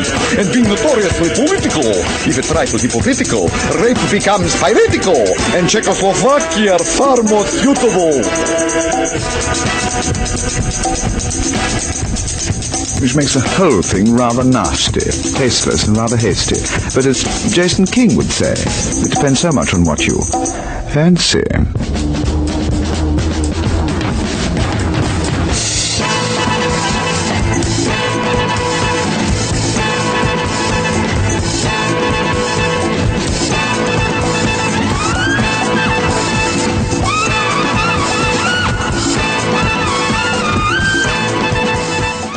Welcome back to the Mystic Menagerie podcast, and that was the Peter Wyngarde with the song Rape. As funky as the tune may be, the actual we don't endorse the content of it at all. No, however, I did go for the X Factor. I sang that on my audition. I wasn't impressed. It would be a one to widen their eyes, put it that way, if you sung that. One Direction should do a version of that. I mean, it is a song. It's got a tune to it, you know. It definitely has. I mean, if you look at the comments on the YouTube page for it, I mean, there's lots of people think, they really dig the tune. So maybe you can get an instrumental version. Yeah, but I think it's delivery. I mean, it's supposed to be tongue in cheek. Yeah, I mean, it does sound tongue in cheek, but you can never tell with Peter Wyngarde. No, you can't. But it is. I mean, the album itself. If you listen to the whole album, it's a great album. Yeah. There's another song called "Hippie and the Skinhead." Right. It reads a story. There's a letter written to the paper about these skinhead girls fighting hippies and getting a bad reputation of being hard nuts. And he reads his letter out from the newspaper and then goes into this sort of country and western song about hippies and skinheads beating people up and fighting and stuff like that. There's a very unusual. I mean, Rape is the most extreme track on it, but that's quite bizarre. Hippie and the Skinheads. That's worth. If you're on YouTube, I was typing Peter Wyngarde, Hippie and the Skinhead, and he does. There's a cover version of it's a '60s song. It's a psychedelic song. I don't know. I can't remember the group of it. They might have been called The Attack, but the song's called Neville Thumbcatch. It's a really odd choice of song for him to choose for that album, but he does that on there as well. So yeah, it's worth checking out. If you like what you heard, which I don't think many people would, check the album out. And I think you can get it on CD now as well, because the album vinyl one is worth a lot of money. It's a very rare collector's item. Yeah, I'm wondering when I upload this to YouTube if like YouTube scans your files and looks for songs and stuff on there. If YouTube will pick it up as a copyrighted song. I don't think it will. I mean, I think it's quite obscure, isn't it? The obscure ones it doesn't tend to sort of pick up on. I think it'll probably slip through the net, that one. If it's not Ed Sheeran, it'll come up. But I mean, I used obscure music for one of my promotional videos for seances, very obscure. And it was released on a major label, but the artists, some people have forgotten they are, sadly. But it didn't pick up on that. No, well, we'll see. Fingers crossed. We'll see what happens. Yeah. So I think obviously, with the subject of rape being quite dark, I think we'll lighten the mood a bit, and we'll play the interview that I did with Nathan Sarea at this year's legendary Llangollen Fairy Festival. As previously, Nathan is one of the nicest blokes you'll ever meet. I spoke to him last year for a long time, and he was the one who actually sort of got me into, or sort of planted the seed about podcasting, because obviously he's a host on UnitedPaganRadio.net, and I thought, well, maybe this is the way to go. He was walking around with his little recorder and chatting to people, and I thought, well, that looks a lot more fun than sitting down and formatting text and dragging pictures around and putting a PDF out there that people are just going to distribute for free. So he kind of planted the seed, and I sort of got his details, and he just lost contact. He kind of went off radar. He disappeared to Canada for a bit, and that was it. I didn't think I'd really see him again. But there was a guy who had birds of prey, and I was getting hints and tips off the birds of prey guy on how to train ravens, because I've got a nice big raven that sits in the tree next to the studio. So I was getting hints and tips on how to possibly train it up. And as I was talking to him, I felt like a little tap on the shoulder and like a, "Hey brother, how's it going?" And I was like, "Hey Nathan, it's you." So he was there again. So we caught up, and he promises he's not going to go off radar again. So as I say, if we can get him on the show as a more permanent fixture, it would be great to have on. He's also a Shed-Eye Knight. We kind of touch on it in the interview, but we don't fully explain what it is. But the Shed-Eye Knights is kind of an order of men who, obviously, all men who get to a certain age have a shed. And it's basically a support group for men who, once they've sort of retired and had children, and they sort of go off to their sheds, they don't have as much social interaction as what women do. I think, you'd back me up on that, wouldn't you, Freddie? Most men... Yeah, definitely, yeah. Yeah, men naturally isolate themselves. They'll find themselves involved in a hobby that really doesn't have a hell of a lot of social interaction. So they'll go to their sheds and, I don't know, make model trains or do woodwork or, read 1970s copies of Razzle or whatever you want to do in your shed. Exactly, yeah, in the shed, yeah. So Shed Eye Knights is a network of men who, in a similar way to the Freemasons, have a network of men who all do different things in the shed, who all can help each other out, but also as a social network as well. So I think it was founded in Australia, and in Australia it's limited to over 60s only. But I think Nathan is head of the Shed Eye Knights in Wales, and there is no age limit on the joining age to be a Shed Eye Knight in Wales. So right. So he's got lots of younger people who are now becoming Shed Eye Knights and becoming part of this group and order of men who have sort of found a new way of networking and interacting. So, it's brilliant, isn't it? Yeah, so we sort of touch on that, but don't get into the full description of what it is. So I thought I'd give you a heads up and let you know that that's what it is. And obviously, it's the Fairy Festival. It's outside, so there was a little bit of rumble from the wind on there. There's the odd car drives past. There's kids playing in the background. So I've tried to do my best in terms of audio quality and try to filter out as much of the background noise as possible. So compared to what this part of the podcast sounds like, you might find the next interview sort of sounds slightly different, but your ears, give it a couple of minutes and your ears will become accustomed to it, and everything is perfectly intelligible. And I hope you enjoy it. So this is the interview with Nathan Sarea at this year's legendary Llangollen Fairy Festival. Well, I'm here at the legendary Llangollen Fairy Festival with Nathan Sarea, who I've met previously at the last festival. Yes. We've always shared many beers together. Yeah, we did. And spoken about all sorts of weird and wonderful things, but I just thought for the podcast he would be a wonderful candidate to have an interview with and have a chat about all things weird and wonderful and the kind of interesting life he leads. So yeah, thank you, Dan. It's good to see you here again. Yeah, it's been surprising how quick that year's gone, and like we're saying, it's been quite hectic, up and down, lots of things learned, and then life for me's kind of settled out a bit more now into a regular kind of pattern of interesting madness. So yeah. And what brings you to the Fairy Festival every year? Well, this was I found out about it through, I think just by chance. Someone had mentioned about the Llangollen Fairy Festival. I happened on it and got in touch because I was doing my radio show, The Pagan Power in the Game of Now, through unitedpaganradio.net, and I decided, because I was having such an adventure at my first time of being a radio show host, that I'd come here and actually interview people and find out about it, but also come along myself because I've obviously had an interest in fairies and the supernatural for a lot of years, for all my life really. So came here last year. It was absolutely fantastic, and we met, and you did your workshop and did the mummified fairy thing, and we'd really clicked. Yep. Interviewed Fiona, and this year it came back, and for me it was a chance to see where the event's gone in the last year. And yesterday was phenomenal, wasn't it? It was absolutely chocker with people. So I think they've got double the stall holders inside. They've got a stage now for music, and it was thronging with people. It was beautiful to see. The vibe was just fantastic. It is. It's just amazing. It's grown exponentially since the very first year. Here, which was literally just in the hall in front of us. So I believe. And now it's spread out over the field, and I think next year it's going to get even bigger. So there is obviously there is in Wales anyway, a strong belief, I would say, in fairy folklore. Yeah, and I think it's, for me, the way that I got into it was through the books of the likes of, Brian Froud's artwork, and the Book of Fairies was the first one that I got hold of, which I think was it Alan Lee and Brian Froud did that together. And then Brian Froud's work, sort of looking at that and understand and learning about where I live in Wales, and they call them the fairies here are called the Teloteg, I think is one name for them.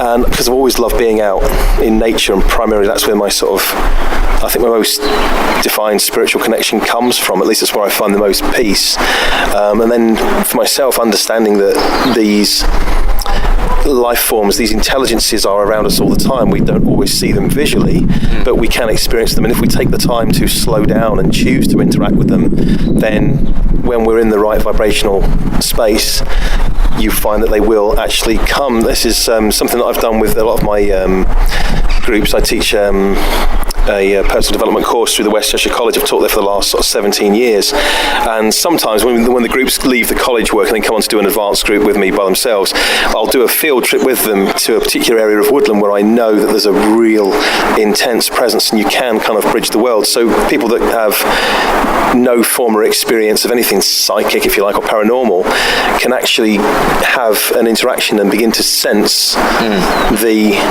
presences around them in a woodland. Yeah. Which we've done the last few years, and this year's one was really quite interesting. So people had some experiences which really correlated, and it was quite interesting that these people were quite kind of cynical people. Then all of a sudden you'd say, well, I've seen this, and they were like, oh, I saw that too. And you think, wow, okay, so it must have been real, because we weren't sitting there talking about it. People to correlate the same. Yep. Because I did a short sort of presentation in the Talking Hat tent yesterday, and it was basically a fairy clinic.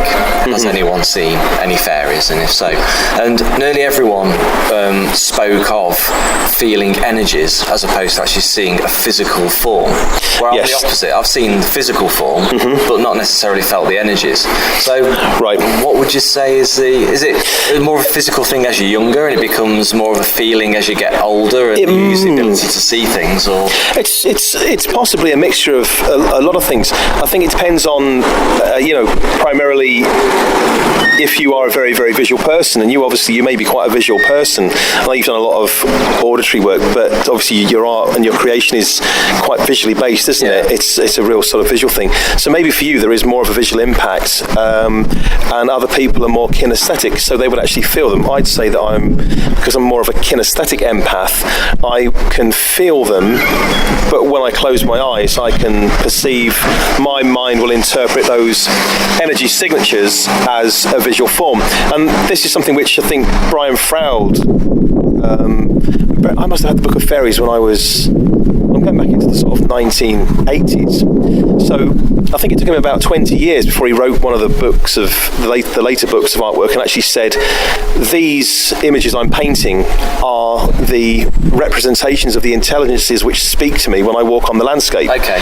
Which to me was fantastic, because it was like, wow, I get that completely, that he's having interactions as he's just walking through the landscape, he feels these intelligences, and they've come to him and presented themselves as visual representations. Yeah. So he's painted them as they've presented themselves to him. Yeah. And then I noticed this was, it only begun, as you go along in life, things fall into place, and you start seeing more and more correlation. And there was a couple that did a book called Beyond Photography, and in that they began photographing orbs. This was down in Devon somewhere, and they were photographing orbs, and they became so connected to the phenomena that the orbs changed from just the orbs to curtains of light, and then they became luminosities, and then actually visual creatures appeared out of the kind of etheric mist. And one of the creatures that appeared was an exact representation of one of Brian Froud's pictures. It was literally the living creature, which to me, I nearly fell off my chair with the kind of, not the surprise, but the kind of awe factor of, wow, he actually painted something from his mind which has been seen now through people's camera lenses. Yeah. So it has to be real to me. And I don't really have that kind of cynical doubt that makes me no, it's a load of rubbish, because I've felt these things. They've communicated to me. I've seen different visual phenomena, but to me the most the most powerful thing is going into an area of woodland or nature and sensing it as a kinesthetic landscape that's filled with intelligence and sentience, and that sentience becomes aware of me. Right. And that's why I think people get this feeling of being watched when they're in a forest. It's because you are being not necessarily watched, but you are actually being noticed that's a just that you're there. Yeah, and maybe you're being noticed on an energetic level, so you're picking it up as a kind of sixth sense. You know, your aura is an electromagnetic field, as we're led to believe. So maybe it's just that your electromagnetic field coming in as a kind of aura is affecting the forest, which is obviously primarily will be tuned to being its natural self. So you come in as a different energy frequency, and all of a sudden everything goes, what's that? And it's a human being. So we're perhaps doing the same thing, where when we learn to interact with nature more, we can then sense, because I can sense them approaching, you know, proximity, what's that word? Around you. Around me. Yeah. I can sense them around me, coming towards me. With a sense of sort of proxemics, that they are coming closer to me. And I still think that we are very different creatures with different cultures and different intelligence and consciousness. So it's not like they're going to come for a chat and say, you know, do you want to come to a barbecue with me and the missus or whatever. No. It's not like that. There is a lot of work to be done in understanding, perhaps, maybe we never will, how they function, their kind of, if they have such things as code of morality or codes of honour, or their way of being, or it's hard to say, isn't it? Well, this is the thing. Like yesterday, I was talking to the chap who had the Raven.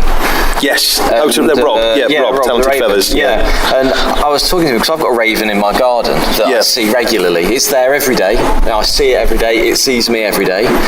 And does it have 3 eyes? It doesn't have 3 eyes. No. Not the one from Game of Thrones. It's not. But then people aren't going to start waking up. You have to burn all your friends. Although they are my favourite characters in the whole series. I back those. I want those. I want those to win. Yeah. But with the Raven, you know, it's a creature that we're familiar with, and there is we notice each other every day, but I want to be able to get closer to it so it trusts me more. So I was getting tips on how to, you know, become more acquainted with it. To feed it fruit and to sit down and let it come to me and all this type of stuff. So that is with a creature that has a familiarity with us. Mm-hmm. So what you're talking about, going into the woods, and you haven't got the familiarity if you're going into an area of woodland where sometimes, as we were talking yesterday, you could drive past a piece of woodland, you know, on a main A road and see a copse on top of a hill, which is so tightly packed woodland that you think a human being's probably not been in there for maybe 10, 20, 30 years, even though it's so relatively close to civilization. Yep. I don't think anyone will ever have been in there. No. So if you're going to go into that environment is going to treat you as almost like a foreign body, and be untrusting of you. Absolutely. So, I mean, in order to sort of create a relationship with this raven, he said it could take months. You know, in order for it to gain the trust with me. Mm-hmm. So, for anyone to sort of essentially want to go and be able to see fairies, I would have thought it's a gradual process of. I believe it maybe is. Going back to, like, you say you've got a familiar place that you go to, a same place, and so the area, it's, you know, you become familiar with it and it becomes familiar with your energies. So when you come, it actually recognises you and thinks, oh, actually, okay, and it's you know. And there's a patch of woodland on the Cheshire Hills which I had that relationship with for many years, and that's where I've had some of the most powerful experience, and that's the place that I take groups, because I know that the should we say the kind of bonds between the worlds there, or the walls between the worlds, the veils are very thin, and at certain times you can experience those veils shifting so that you can feel the interaction. But that took me quite a few years, but then I'm a very, very open conduit to sensing things in landscape, and I'm very good at dowsing on landscape, but I can also dowse without rods. So I can, when I'm tuned into an area of landscape, I can pick up buried things just by literally reading the landscape in my consciousness. So I'm very good at doing that with people. That's how my empathic gift works. When I'm working one-to-one therapeutically, I can tune in to the level of cellular memory and pick up impressions of where perhaps, you know, disease conditions have come from from which memory or which trauma that created it and where that actually happened. So the level of sensitivity I have is quite different from most human beings. That is possibly because I'm left-handed, so I'm more right brain sensitive, and as I've matured, I think I've become less and less left-brained and far more right-brained in that way of being in the world. So, which presents its own challenges, because the world has become on one level far more geared to these left-brain polarised people, stuck in their egos, and it's all about weights and measures and tick boxing and paper before people living. So for me, it's about building up that relationship. It took me quite a while to build up a solid connection before I was even allowed to perceive things in that woodland, whereas other people have been there historically over time and said, we're out having a fire, having a party, and they would see things running past them, black shapes, and clearly because they were there without permission and consent, and they were having a fire, but they were littering the place, and so the kind of, should we say, the intelligences of that natural area were really offended, and so they were making their presence felt. I mean, I've slept the night in a bluebell woods down in Suffolk in a place called Wormingford many years ago, and we were there in the same kind of context there for a bit of a party. Everyone was getting, a bit drunk and a bit loud. I can't remember if we had a fire or not, probably, but halfway through the night we started to hear things running through the woodlands. Now, bluebell woods are generally very, very powerful fairy realm places, and we thought there was another group of people running around. Then we started to realise what we were seeing running around us were very, very short humanoid type figures. You couldn't catch them. They would move, but you would hear them rustle through the undergrowth, and they would literally shoot and it was like being periphery vision. Yeah, periphery vision. Yeah. And we started to get really freaked out, because we actually thought there must have been another bunch of people, because we were a bit drunk as well as be like, hey, who is that out there? And then afterwards we realised there was no one else in the woods at all. There was about 9 of us, perhaps at the most, but at some point in the night we were being interacted with at a distance, but clearly something was not happy with you, not happy with us. So the woods that I go to up on the Cheshire Hills, it still isn't a place where you could say, I'm going to just stroll in. I always ask permission, I always introduce myself, so I let them know I'm there. I let them know my energy is coming, it's coming in peace and coming in to interact with them. And that's when, taking a group of people up there who are not really experiencers, but perhaps a bit sceptic, there's a mound on top of one of the hills in the woodland. We go and sit on top there and just invite the intelligences to approach. And every time we've done this, people have had an experience they become aware of. And when you sit and close your eyes in a woodland like that and shut off all the kind of day-to-day garbage in your head, you allow that kind of like right brain self to, and the subconscious to come through. You then become aware of, for example, how the wind blows through the trees, and you can actually begin to sense the wind flowing like a liquid would flow, rippling through the trees. And the movement of everything becomes far more conscious, and so you understand the wind is alive and has an intelligence, is a force of nature, and that every subtle sound of movement, you become aware that it's not just trees moving and creaking, but they are alive, intelligent, sentient and moving. And then you get this drawing closer, and it's differed over the years, but last time we went up, it was a time when we weren't actually that welcome, and I said to the group, they're not approaching us, they're standing at a distance, but we need to go, because they are not here to play today. Other times they have been, and they've come really close and everyone's felt them, and it's been a very warm and gentle interaction. But like I say, not every day's a good day, is it? Not every day's a good day, so they must have good days and bad days, and exactly. I think perhaps they were just busy and we were kind of imposing. And I've been to other places as well, Ulo Castle, the woods there, Wepper Park, it's right on my doorstep, but that as well, I've been there coming towards dusk, and I was walking around with an ex-girlfriend at the time, and her kind of brother-in-law and sister and her daughter, and I just said to them, we need to get out of here now, it's getting dark and we must not be here. And they were kind of like, oh, what are you on about? And I said, no, this doesn't belong to us. It's about to go into dusk. At night, this will become their realm again. We're trespassing, so we'll get out before we get hurt. Yeah, it's the malevolent and benevolent side. It's the Seelie and the unseelie. And I think like with any race of anything, you get a less social version of the. I mean, I'm thinking of the works of Arthur Machen and his book The White People, where the young girl has to complete a series of tasks in order to even get close. And when she does get close, they're still not very friendly. They're kind of a little bit standoffish, and they eventually invite her forwards, but it takes a long time of getting familiar with them. I mean, I know we're at the Fairy Festival, 90% of the people are walking around with butterfly wings on, sparkly dresses, the glittery face paint, which you still have in my beard, on your beard from last night. Taking into account like Icelandic fairy folklore, where the fairies are, for want of a better word, just humans who exist on, I would say they're not exactly human, but they're humanoid, who live on a very similar plane of existence.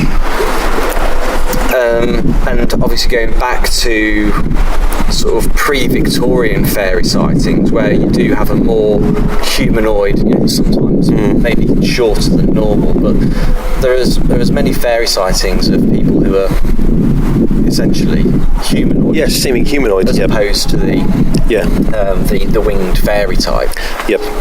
When the groups that you take up onto the hills, obviously the energies that they feel, do they get any sort of sense, or do they visualise in their heads what these things are, or what they could be, and do they tell you what that is? They have, sometimes I think they get more of it depends on the group again. Some people, if you take people that are very, very visual or psychically very visual, we call that clairvoyance, if we want to use a term.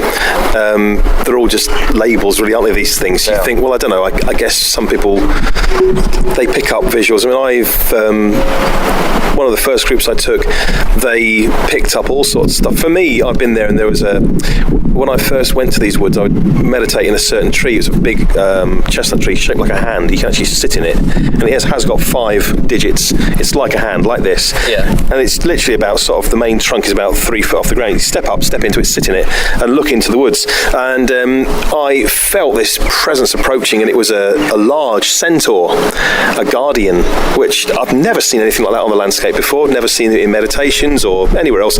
This place had a centaur guardian, so I was just, okay, and it kind of came in front of me, reared up, and it challenged. It spoke in this language which I didn't understand, although I recognised something in it. And when I just sort of presented myself in quite authentic nature, just to say, I'm just here to meet you, and then I was kind of ordered to clean up the place because people had left lots of litter. Once I cleaned up the place, I was kind of allowed back, but I was also allowed to bring people. And a friend of mine came along who was a Reiki master, a guy, and I sat in the tree with him, didn't say anything, and he actually said, he was a bit of a London geezer, and he said, "Here, Nath, is there like a centaur thing here?" And I was like, "Wow, can you see him too?" And he was like, "Yeah, he don't like me though." And I said, "Why doesn't he like you?" He goes, because I think I was in Atlantis previously, and I had something to do with the genetic experiments that created the centaurs, so I don't think he likes it.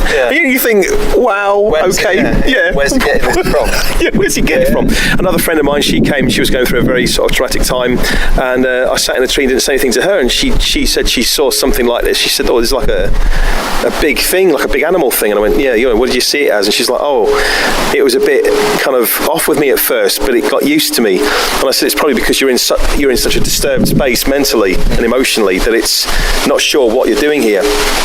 Other people that I've taken more in the groups have seen small humanoid figures depending on which type of entity we're being approached by, some of them have seen them as dryad type humanoids woven out of wood and seeming have skin like barks. They are like a personification of a tree of some kind. Other people have seen these little small potato men types, which do look like little brown potato men, whether they're kind of little earth elementals or I'm not sure. But they do look like little potato men. Some people have seen the more classic small humanoid, should we say, fairy types, but not with wings. I don't think anybody's actually seen any with wings, but then we have been sat in we've felt things fly past, but we haven't seen anything winged. No. So where that kind of archetypal image comes from, I'm not altogether sure. Yeah, I was discussing this last night with one of the girls, and supposedly one of the first ever winged representations of a fairy was by the artist Fuseli when they were actually starting to illustrate Shakespeare's work. When he did the Midsummer Night's Dream, he painted a picture, and it had like a whiskered creature, very Hieronymus Bosch type, but with wings. And that is supposedly the first representation of a fairy with wings. And from then onwards, it just seemed, from what I can gather, it's just the amalgamation of the Victorian sort of obsession with biology and mythology. And that's kind of possibly where it spawned, isn't it? And people collecting butterflies for the first time from tropical, biospheres where they finally got to go in, and so it became this Victorian mythos, didn't it, of things that are sort of mixed together. So it could be that it's grown from that, but it's so strong in popular culture and in all the sort of media and fairy tales and illustrations and books. So, but yeah, you look at the artwork of, the sort of people that have been quite prevalent in the field. Not all of them are winged. Some of them are, and it's a very. Why is it such an appealing archetype to our minds? That's the interesting thing. Why is it such an appealing archetype to human beings? Because if someone said draw a fairy, most people are going to draw a fairy with wings. And feel some kind of like warm connection to it. So it's like an acceptance of the human connection, but they're more naturally connected to nature. There's a kind of amalgamation of the two. So you sort of you recognise them as not human, and neither not human or not natural creature at the same time. So by combining the two, kind of makes it more acceptable in a strange way. I get that. Understand it more.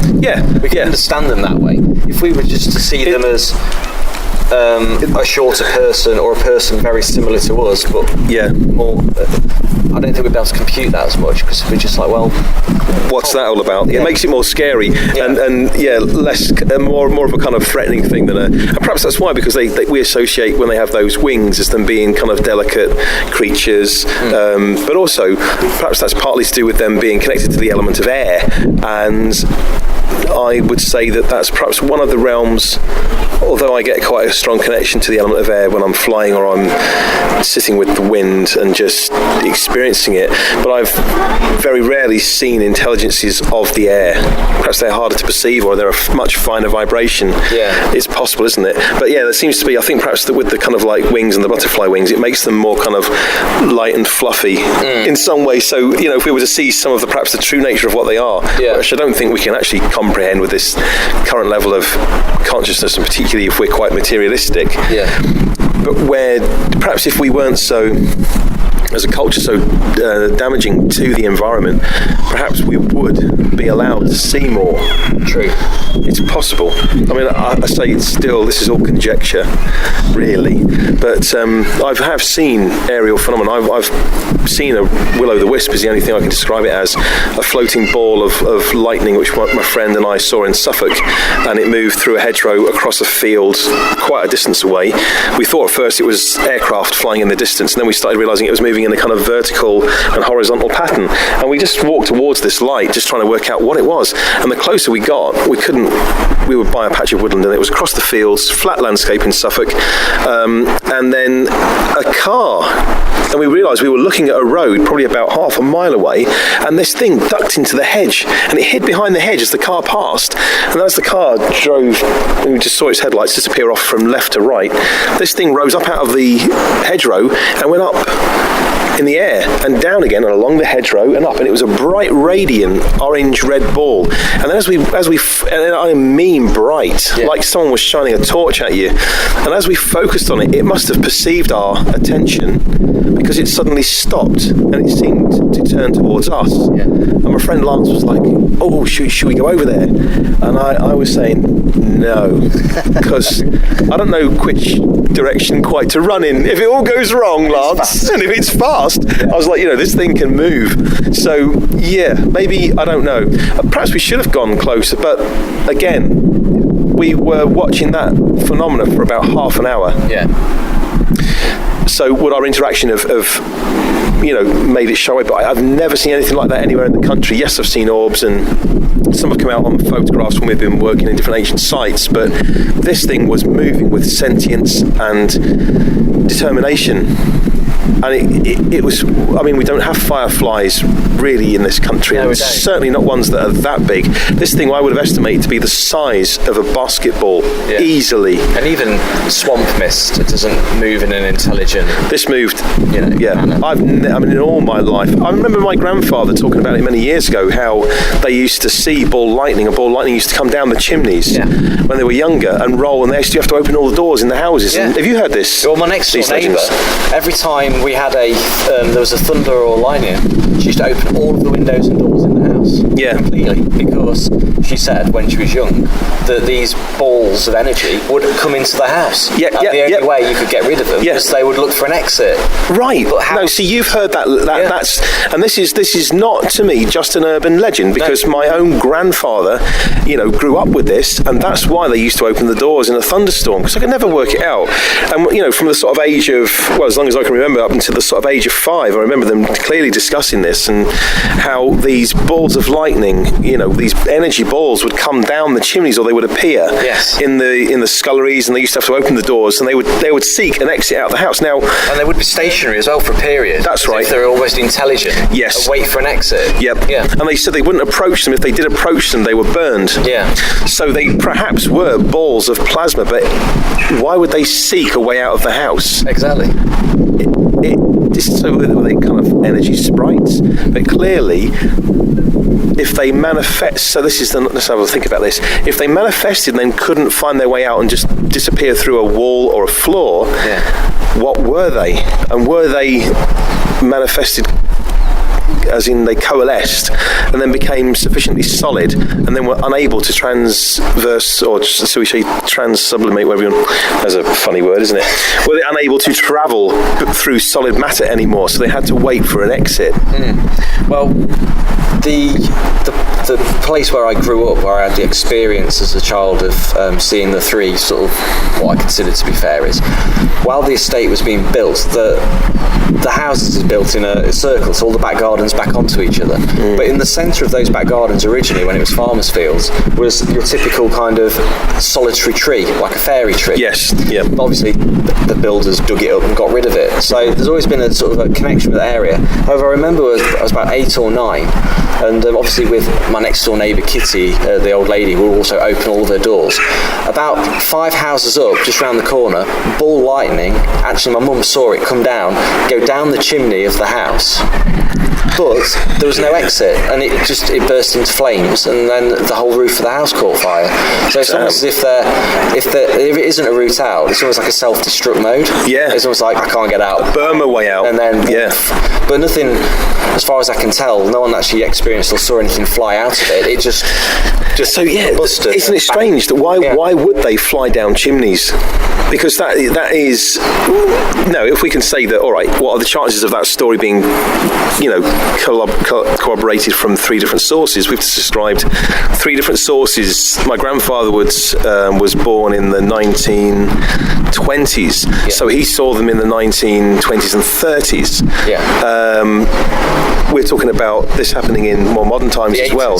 Right, so it clearly is some real phenomena, because why are we getting the actual description of this thing matching up between completely unrelated sources? If one person sees it, you think, well, could it be some sort of hallucination? Or when you start getting it corroborated between more than one or two parties, then you hear it from lots of different people and from all over the country and from different times. There has to be something real to it. Yeah, it's like we were saying last night, wasn't it, about how in the British Isles we have a lot of these, a lot of the beasts that are seen depicted with glowing red eyes. Yes, yeah. And that's how in America they've perceived the Mothman, and that's also been seen here, isn't it, in different guises? Yeah, on the Jersey Devil, red eyes. The Jersey Devil. Yeah. Yep. Yeah. But it would, as we were saying yesterday, it would appear that the typical Bigfoot Sasquatch sightings of the US don't have the glowing red eyes of the UK. No, the UK version of the same, essentially the same creature, or what we perceive to be the same, similar creature. Yep. So, it's a really odd one. However, although our culture mirrors the US very closely, I think in terms of folklore, there's a lot of differences that run on so many parallels, though, such as with fairy folklore and aliens. Definitely. Yep. So are we really talking about interdimensional or multidimensional creatures, transdimensional creatures, which exist around us all the time, or coming in and out of this level of consciousness? If we're talking on a strictly base level model, that we're perceiving reality of one kind right now, and there's other realities that occasionally overlap or bleed into each other. The one thing that I've found interesting is the sort of research into ayahuasca and DMT, where people have had the experiences of taking DMT or ayahuasca, and in some cases they have actually gone into the kind of ayahuasca trip or the DMT experience, and it's raised their awareness. They become immersed in a different reality, and some of them have seen anthropomorphic figures. I've seen that's right. Everyone sees essentially very the same things. So we can see this mirrored in reflected from tens of thousands of years of cave art and rock paintings, rock art, and it seems to be the same geometric forms, but also the anthropomorphic figures. Now, if they appear to our ancestors and our ancestors have painted them, we then have modern experiencers painting, drawing the same creatures. So are we just tapping into a level of consciousness that's existing? And some people have seen fairy-like figures, and some people have seen them represented as more grey alien types. And there does seem to be a real strong, there's the thing of people have experienced having been operated on, or they've had missing time, and traditionally if you danced in a fairy ring of mushrooms or an ancient stone site, you could disappear and come back, couldn't you? You'd be changed, or they did this thing with changeling. 7 years. That's it. And then changing babies, and then there's been a lot of talk of, particularly in America, people having changeling or hybrid children, or being operated on and artificially inseminated by ETs. So it's hard to say, isn't it, whether or not they are. This perception we have, perhaps our model of the universe we live in is very, very limited. Perhaps in years gone by, our human consciousness was far more in touch with it, and so these things were not so phenomenal. One thing I found recently was a really interesting subject, was the Rama Setu, or the Bridge of Rama, or Adam's Bridge, which exists between India and Sri Lanka. Right. And I think I've seen the have you seen the satellite image of it? And it's actually, they said it was just a natural formation, and they've decided that no, it's actually a real physical structure. And they reckon it's 1 3/4 million years old. And yet the Ramayana, the sacred script of the story of Rama, describes it. So does the Ramayana's story go back that far into our ancient history? And it came up in one of my groups when I was talking the other day, and we talked about the Sasquatch and Bigfoots and hominids in general. And I said, well, I was watching this the other day, and it describes how Rama enlisted this army of ape men, the Varana. And the piranha helped him build the bridge to rescue his wife. And when you look at it, you think, well, here's direct written history or oral history that's now been written showing us or other humanoids working with upright walking hominids in conjunction to create, they actually fought for him as an army. So why is it so unfeasible for some of those remnants of those creatures to still be walking around in inaccessible areas of the planet? Exactly. I mean, there's stories of the nomads in Mongolia in the Gobi Desert still trading with essentially Neanderthal man. Yes. Coming down from the hills and trading skins, grain, or whatever with actual physical Neanderthal, essentially cavemen. Who were still, living in that area. And some of the great conversation we were having last night as well about, the sort of the Sasquatch and how there's a kind of a school of thought that says that they may be a sentient race of humanoids, and if so, we should protect their rights. Not that they look like they need protecting, because no. 8 foot tall, muscular. Can throw mountains at you. Trees and run as fast as a car can drive. So probably faster. So they may not need as much protection as we think, but the environment that they live in definitely does. And this is perhaps something that crop circles, people have always speculated about crop circles. Are they being formed by ETs? Are they being formed by intelligences from the inner earth? Some people have filmed them being formed by orbs. Whether or not that footage is manufactured or fake, I don't know. I think you see a lot of crop circles, and having walked in them, they are definitely man-made, some of them, but I've seen others that are definitely the real thing. They've been formed by some other intelligence. I've even had ears of corn from some of the genuinely formed circles, and they caused massive psychic disturbances in my house. I had to get rid of them out of the house because there's something still interdimensionally resonant about them. So we live in these everyday lives. I think sometimes this is where the dissonance comes in. It's hard for our conscious selves to kind of break off from the life of work and mortgages and houses and jobs and being so obsessed with that, and then just suddenly switch off and go, I'm going to go and walk in the woods now and talk to fairies. It's not acceptable anymore either for being involved with occult or paranormal subjects. The mainstream is almost taboo and unacceptable. They're a little bit, that doesn't really sit with the general consensus and the normal way of thinking. So therefore, I'm going to keep my distance. It doesn't seem to bother me too much. I think I've been quite happy in my own world of madness for quite some time. So it doesn't really bother me. Normality. In fact, normality scares me. It does. It's like people who that's the really alien thing. Mainstream religion, just following the same route through life that everyone else follows, just doesn't appeal to me. Why do it? You want to be able to go off the beaten track a little bit and explore. Because there's so much out here. There is so much out here, and I think there's as well. We're getting to meet so many good people as well. And if you were to find a way to bring together all these stories, which I know that social media is a good way to do it. We do get the chance to sort of start correlating, but if we really, really correlated the sheer amount of information and stories and experiences, even from Britain, but even from Britain to the US and Canada, you'd find that there is so much happening all the time. All the time. There is, but this is an interesting thing we spoke about yesterday as well, that the amount of footage captured on film, for example, ghosts, UFO sightings, there seems to be more of it before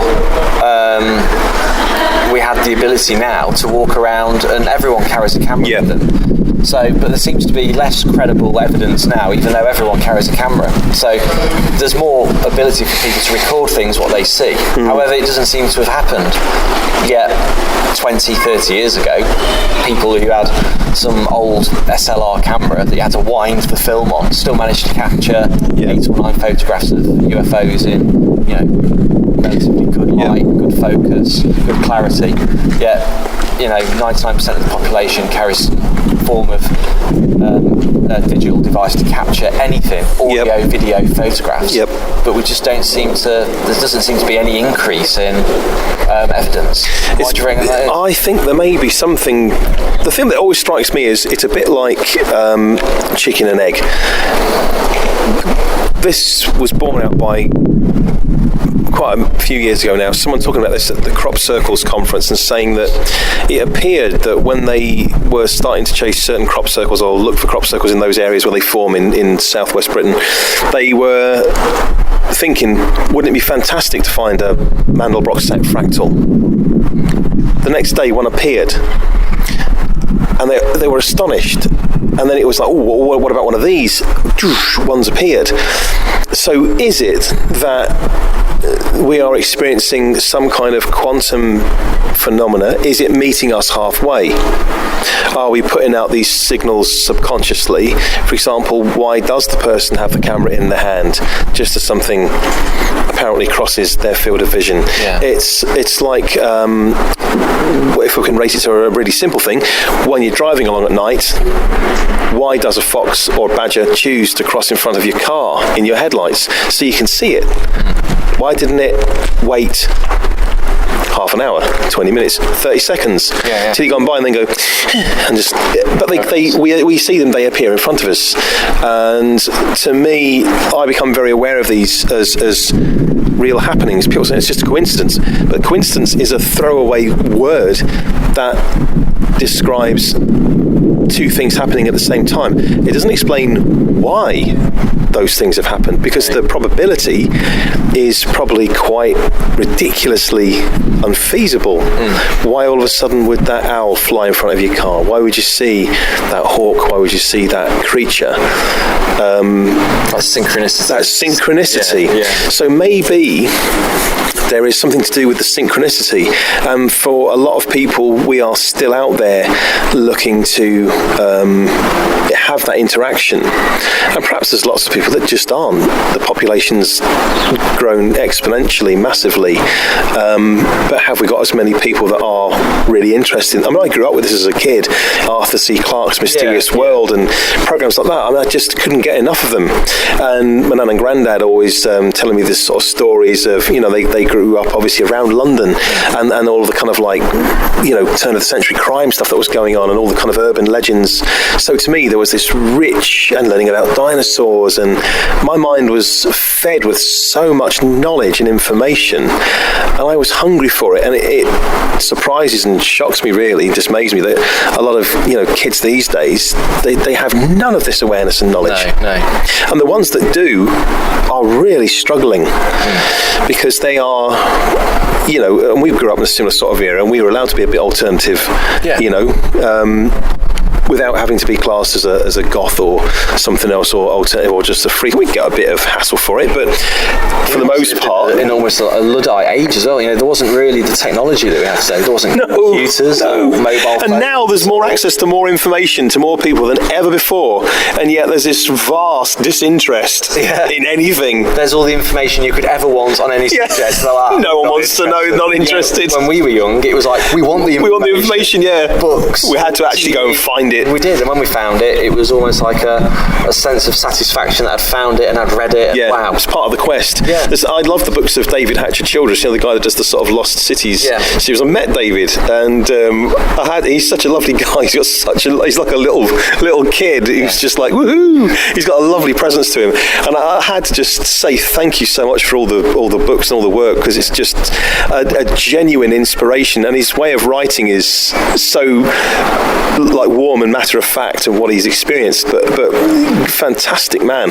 And that kind of, I read those books with such kind of, you know, gusto. I can't get enough of it, because to me you're learning about all the possibilities of the ancient world, and there's so much, like we were saying last night, so much is being revealed now, and all the pieces are coming together, that we're seeing this picture of linear history that's entirely different, but no one's willing to go back and change it officially. Exactly. It's going in one direction, and no one's going to go back and say, well, actually we've rediscovered that old, what we discovered in the 50s and 60s is actually incorrect. They're not going to go back and correct that. They'll just okay, well, we'll leave it as it is, and we'll put the new material. Yeah, because imagine actually sort of delivering history lessons to people with this revolutionised. I mean, why don't we teach anybody about the Sumerians, for example, as a culture? And yet, look at the information and the technology that they had in the effective Stone Age, and they were producing those small sort of like cylinder seals with produced with instruments that they would have needed magnification to use in an era when everyone else was supposed to be still running away from saber-toothed tigers. So how did that occur? Why aren't we teaching that to people so they can realise that there is this phenomenal story behind this planet, and that civilizations have been here for millennia, thousands, millions of years maybe, and we're just one phase of it. But then of course that kind of information would start to get people critical thinking. They would then start to think in spirals of, well, hang on a second, why do I then conform to this very boring and unsatisfactory? I mean, it's okay when the economies are all doing really well and perhaps the world markets aren't being manipulated and people can make money and buy stuff and feel okay for a bit and we're all winning. But when we're not, and when people like the younger generation now are faced with the thing of perhaps never being able to afford houses, no matter how cool they are or how many degrees they have or how hard they work, then they're becoming completely disempowered. It's like, well, why would I bother? But no one's feeding them with anything really beautiful to start them moving in and creating in a different direction. And hence we see a lot of the social problems, I think, that we're experiencing. Like we were talking last night about Joseph Campbell's work with the hero cycle and the hero with 1,000 faces, and helping young people to actually see they might be at some point in the hero cycle in their lives. It's not a mythological representation, it's an actual life experience that may come to them several times in their lives. They will maybe challenge that the hero cycle experience for them may take years to come to fruition or awareness, but it's lovely to show them this kind of like model and have the realization suddenly go, oh wow, so I'm not just a complete like screw up, I am actually in this part of the cycle. And for listeners who are not aware of what the cycle is, it's essentially the cycle of nearly every popular story in mythology, including Star Wars and everything, Harry Potter. All based on the hero cycle. The cycle of the hero. Lord of the Rings, all based on the hero cycle. The journey.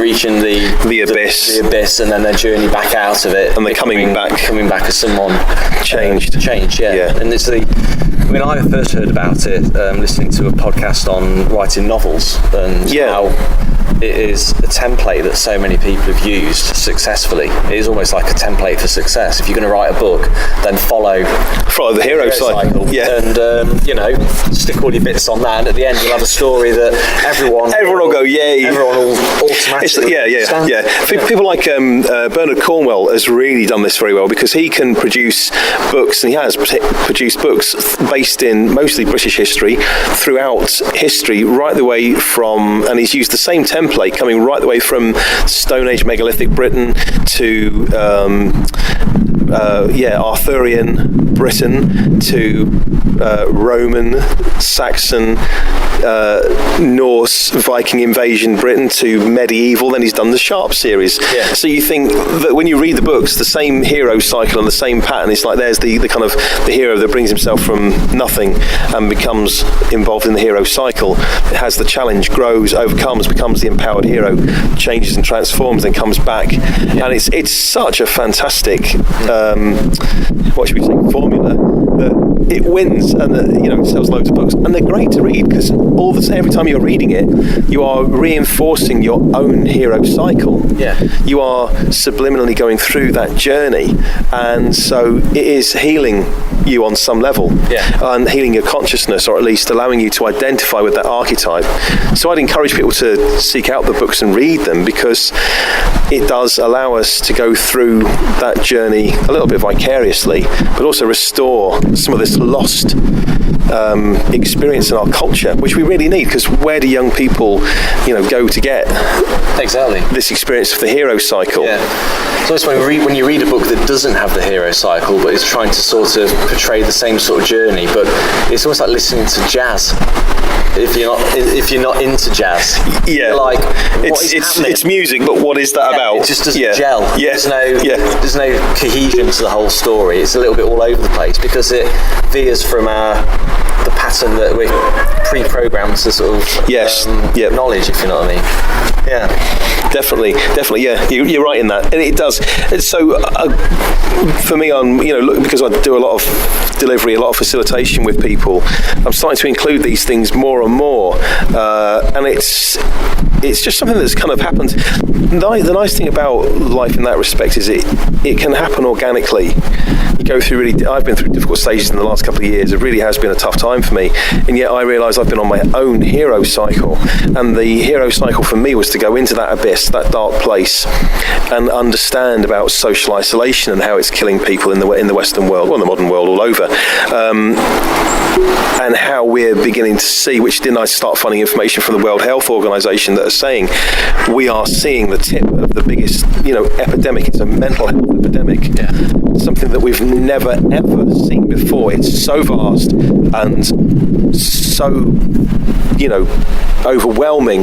They haven't got the resources in place to cope with it, and yet, the problems of mental health cost so much money to put right. Yeah. And it's because how far we've come from being aligned to the natural world and having values which actually work for us as human beings, or a culture and a consciousness that actually works for human beings. If there's such a huge increase in mental health problems and suicides, you have to say, well, we must be living in the wrong paradigm. Yeah. Otherwise, why is it happening?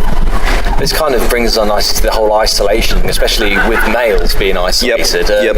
You class yourself as a Shedai. A Shedai. I'm a Shedai Knight. Shedai Knight. Yes, a Shedai Knight. Oh, hang on, someone's chained a fairy up in cuffs. Has she? We're just watching at the moment a man dressed as a policeman escorting a fairy off the premises. She is a very naughty fairy, actually. She is, though, yeah. And anyway, she's been taken. But she's been escorted as well by half of the troll camp. Yeah. In full regalia. There is a troll camp here as well. There is a troll camp. We've yet to interview the troll camp. I'm not sure whether they so much believe in fairies that they actually... I'm not sure how the trolls... there may be a different... Over there, they don't like them much. There might be a different ethnic group. There's a little bit of falling out. Maybe I think they might be taking her into town for a public flogging. They're going to throw her off the bridge into the River Dee. But it's day out with Thomas as well, so maybe it's going to change the track. That's what it's going to change to Thomas the Tank Engine. Come to our festival! This is what you do. No. There's Thomas the Tank in the background. Yes, there is also steam engines here too. Come and join us to the legendary. I think this year, what's really good is that this festival, I know Tink called it the legendary Llangollen Fairy Festival, but this year, after this Saturday, I think it's become the legendary festival because yesterday was so powerful. It was. I literally went in the morning, and I was joined by a couple of people off my young person's project in Wrexham, and the girl that came along, Jade, she brought her younger sister and her two nieces, and they were absolutely blown away by it. And it was so overwhelming coming into the pavilion with that many people and that many traders. Your senses were literally just overwhelmed in a really good way. Yeah. But for me, I had to actually go, right, guys, we need to step out for a minute because I'm actually getting overload in a good way. But I would have gone really giddy. So I was trying to keep myself a bit grounded. But it was one of those days, it's like a whirlwind of energy. You just can't catch up and talk to everybody. It's just too much. Yeah. So today's quite nice because it's far more sedate today. It is. I don't think I could have coped with another day as powerful as that. No, it was, we really enjoyed it. It was like, we were like drained by the end of it. Yeah. It was ready come midnight. It would be good, I think, wouldn't it, to actually talk to Fiona, to talk to Tink and say, at some point, it would be good for us to actually sit down and do a really good kind of group talk about what we've experienced, because there must be people here, like, you've been talking about today, who have really powerful experiences when it comes to the Fae and all those nature intelligences, and begin to sort of put together people's modern experience as we've become less and less attached to nature. People's lives don't really interact with it that much on a day-to-day basis. You wonder, did our, people who were farmers of the past, who would work the land 24/7, did they see things? Because they're out permanently. Because they're out permanently. Or did they just take them in their stride? With the advent of Christianity, of course, those beliefs and those country customs of leaving offerings for the brownies and appeasing the kind of little spirits of the fire and the hearth and nature were very much forgotten, weren't they? Outlawed. Essentially, they were allowed to practice them. So. All the indigenous people that we've come across, where we've kind of come in and taken their lands and taken their resources, all had legends of forest-dwelling beings, of other earth spirits. Like we were saying last night, the Native Americans have got pictorial representations of Sasquatch. They have legends relating to them. So why would we then doubt the existence of these things when it's readily painted next to eagles and elks and badgers? There's this thing. And you think, so why is it so hard to believe? Like I said, travelling out to Vancouver Island and seeing the size of the forest, the size of the trees, that Pacific Coast rainforest is so dense and so vast. There could have been dogmen, it's like Highlands Sasquatch, exactly. They could be there just sat looking at you. You'd never know, particularly if they're highly adept in their environment. Why wouldn't they be there? There's miles and miles and miles of land, plentiful food sources, and pretty much no one ventures out there. You couldn't have ventured out on the tracks I was looking at into those forests. And I'm really into forests, but I sort of thought to myself, ooh, okay. When you go to a picnic site there, it has a thing of warning you about bears. Here, it's like, do not feed the... Well, it doesn't even say that. It's not like, do not feed the bears. It's like, please keep your dog on a leash because of bears. There's a really interesting book. I heard it on Jim Harrell's Paranormal podcast. I can't remember the name of the author. I'll have to find the name. I'll put it on the Facebook page. But he's collected accounts of people who've gone into the forests in the US, the national parks, who are experienced hikers, walkers, sometimes ex-military, and they've just disappeared. They've made a distress call to their wife, for example, saying, I'm lost, I can't find my way, and they've sent out a search party, and they've just vanished, and they can't find them. And then lo and behold, 7 or 8 days later, someone else will go back into the woods to a place where the searches were conducted thoroughly, and they'll find them. And usually, 9 times out of 10, they have their shoes missing. Or they will find the pair of shoes previous, and then they'll find the body later with the shoes missing. No. In a place where they've already searched. So where are they going and where are they coming back from? Obviously, because it's written by an American, it all revolves around alien abduction in woodland. However, me and Tink were talking about it, and there's the old folklore of being tempted away by fairies and danced to death to the point where your shoes fall off. That ties in so well with that. That's true, isn't it? I forgot about that. I was going to say, what happened to the shoes? But the thing about being danced to death till their shoes came off is that what's happening to these people? But what is actually going on in those forests? And like you say, if they are experienced, sometimes ex-forces people that have gone into these environments, well, they've been out in fields of combat, some of them, situations. Out in the jungle. Their training's fantastic, so why is something happening to them on pretty much home turf? There's one well-known story that's covered in this book about a child about 5, like a toddler, goes missing. They conduct a search, can't find them anywhere, and then 2 days later they find them something like I think it's like about 1,000 foot higher than where they actually went missing. But this child would have been not possible, physically impossible for him to climb. But when they found her and took her back, she said that 3 green people took her and looked after her for a few days and left her in the woods, higher up in the woods. No. Yeah. But it's all associated with aliens, because But then that's perhaps partly an American cultural thing, because for us, I guess the population here has been here a lot longer. Yeah. Indigenously, culturally, so we're more readily accepting of fairies and earth spirits. Whereas if we think about, America was perhaps, in terms of modern civilization, populated and settled by the Pilgrim Fathers, and so there's a far more kind of Christianized belief. And I suppose the time when they colonized America would have been, witch trial times, wouldn't it? So all of that belief in fairies was only, or nature spirits, woodland entities, was only held by the Native Americans, who were then subjugated. So what perhaps is happening is that it's far more easy for them to just go, it's aliens, because that suits the kind of cultural narrative in their minds. To me as well, the travelling in America, and you've been there as well. Yeah. When I go out onto the landscape in North America, I find I feel quite detached from it anyway, perhaps because it is foreign soil. But I found it different in Canada, but in America, North America particularly, I feel that I'm very spaced out. Yeah, there's not a spiritual connection with it. Yeah, so there hasn't been and perhaps it's something to do with the consciousness. I mean, we come to Britain and the energy is very dense, very tightly packed, very powerful and condensed, isn't it? And very earthy here.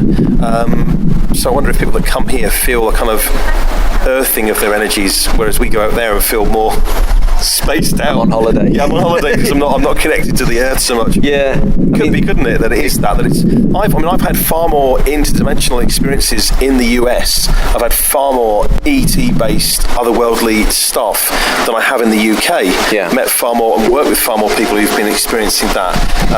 It was a huge thing at one time that I was involved in working with. And I think there's also, in the kind of New Age circles, people are far more open to the possibilities of anything there, which is fantastic. But yeah, when it comes down to the kind of fairy stuff, it's scoffed at. Yeah, it is very much if you were asked. I mean, I've approached some of the American podcasts about talking about fairy folklore. They're not interested. Yeah. Even the English podcasters, whose audience is primarily US, won't touch it with a barge pole. Yep. And it's always, if I do a radio interview to do with the fairy hoax, it's always tongue-in-cheek, or tell us about the fairy at the bottom of the garden, and it's like, it's never, oh yeah, but you all believe we are in the clutches of a demonic cabal that's influenced by negative aliens that are sucking the life out of everybody and eating kids. Yeah. But fairies, no, that's all bullshit. Yeah, that's one load of rubbish. Yeah, one load of rubbish. It's like, oh, hey, hang on. Maybe we're talking about exactly the same thing. It's a different cultural narrative. Yeah. So we're far more used to being connected to that, and so we would sort of readily accept, the sort of hypothesis of aliens as much as fairies. But when we start looking at the parallels, they do seem to be pretty much transdimensional beings. Yeah. Either way, and maybe they are the same thing, maybe they're not the same thing, maybe they're just transdimensional beings and they live, side by side. Occasionally the realities bleed across, but some of the sort of similarities, we can say that there's tall earth beings as much as there is tall aliens. I believe that we're seeing both things. It's just that here, for example, we keep that belief alive, whereas there's very few people in other parts of the Western world that really do foster it, and again, because it's a little bit ridiculed,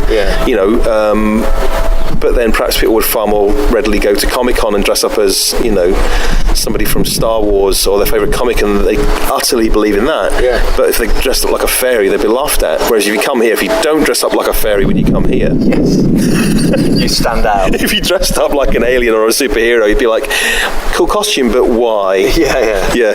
That's probably what it is. I mean, in the Arthur Mackens, as I mentioned before, the white people, the book was written in the 1890s, I believe. It actually describes graves, essentially. The book is called The White People. Yeah. It's because the creatures in it are white with black eyes. And, they're describing, the whole black-eyed children phenomenon. It's all previously explained. It's all previously written about and discussed. But a lot of people think it's all new culture. It's all a new thing. No. But it's actually it goes back a lot further than that, but people just don't dig far enough to realise it. Yeah, it's about drawing all these threads together, isn't it? Once you start doing it and you start doing your research, you do find that there is some fantastic stuff that it's already been there in popular culture. So when we think about things like the ghost flyers that used to be reported when people first started flying, do you remember these ghost flyers in like black biplanes were seen, weren't they? And no one had a clue where they came from. Foo Fighters. Foo Fighters, and Foo Fighters were starting to be seen at the end of the Second World War, and then all of a sudden we have all the UFO phenomenon starts, and all this topic came up quite a few times recently about Admiral Byrd, and was it High Jump or when he went to Antarctica because they thought the Nazis had relocated there. Oh, and they were looking for the base. That's right. New Schwabenland, wasn't it? Yeah. Well, I mean, that to me is fascinating, and I still haven't found really sort of definitive answers and information to it. And you get lots of streams where people have said, Admiral Byrd, who was a private, he wasn't a military admiral, he was a private should we say, person who was literally like a modern day Indiana Jones, and he was given the rank of admiral, but he was not a military man, was he? He was actually a private entity, and a prospector and an adventurer and an explorer, and it's fascinating that people have sort of said that he came out and said that he met with beings from the inner earth, and that the ships and stuff were attacked by energy weapons, by sorts of craft. And then of course there's all these people that say he was then sectioned and classed as mad, or he was never allowed to speak about it again. So when you explore that, you think, well, there's a phenomenal stock of information. What is it really about? After a while, I think our minds tend to sort of switch off, don't they? Because you just get it's too much, and then part of your head turns off, and you go, I can't be arsed because I can't find the answer to it. And it's not turned up and knocked on my door and gone, hello, we have a vacancy in the base. No, have you met my friend? He is a tall Aryan now. So there's so many conflicting things. Is the Earth hollow? Is there a whole inner Earth civilization? Is Saturn a planet, or is it a former sun that's now being used as a eerie mind control device? It's Phobos, a spaceship. Exactly. Who put the rings there? And do they sound like a bad horror film? Is there Baby C on the moon? Yeah, exactly. Who built them? Were they just someone's conservatory? They got bored. It's just. Is it actually a moon base? It's like the guy you were talking about last night that X-rayed the bodies from Vesuvius and found metal structures inside. Is the moon actually a paper mache structure? Why is it the same size as the sun from a distance when we get an eclipse? All things like this. These little things you think, are we just living like Jim Carrey in that film? We are an experiment. Someone's watching us. In a controlled dome. In a controlled dome. Everything's just sprinkling a few fairies and Sasquatches, seeing what we do to make it interesting. A bit like sprinkles on top of the cake. Just like jazz it up a bit. Just jazz it up a bit. Those who are interested in it will take notice, and those who aren't will just stick to the cream. They'll stick to the filling. But the rest of us will be like, I like the gold sparkles. Well, I like the red ones. Remember, the blue ones bring me out in a rash. Those ones make my kid hyper. The simplest way to look at life. I think that's what it is. It's just the sprinkles on the cake. We're interested in the sprinkles, and everyone else is just want the cake. You can have the stodgy bit. The boring bit. You can have the carbs, we'll have the sugar rush. The boring bit that dries out and goes stale. Well, it's been amazing talking to you. And absolutely. What you got next? What's planned next for your? Currently, I'm going to go hopefully up to Scotland, to Edinburgh, the first weekend of September, because there's a paranormal investigation going on with a lady called Anna Bell and her group up there, and a guy called Frank, and we're going to go into the catacombs underneath a large graveyard, So it's a chance for me to go and do a proper... Is that the Edinburgh cat? Yeah. Schemes underneath... I can't remember what it's called. I know the graveyard. Yeah. So we're going to go and do a paranormal investigation. They're going to be taking proper scientific instruments. For me, it's a chance to go with my kind of, I guess, psychic abilities, my empathic abilities, and go and actually experience it. Wonderful. Take the recorder and do some roving recording from the actual experience live, capture it as we're running through, a bit like your Most Haunted, so we can go through and go, is there anybody there? Sam, is that you, Sam?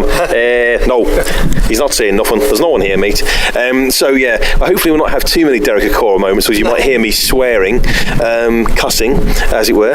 But out of sheer frustration, I do think it's going to be quite a powerful thing. It'll be the first time I've done it, so usually I find, first-time experiences are quite exciting and raw. Yeah. And often when we try and recreate the dynamics, it becomes a bit contrived. It doesn't happen. So first-time stuff, I'm really looking forward to it.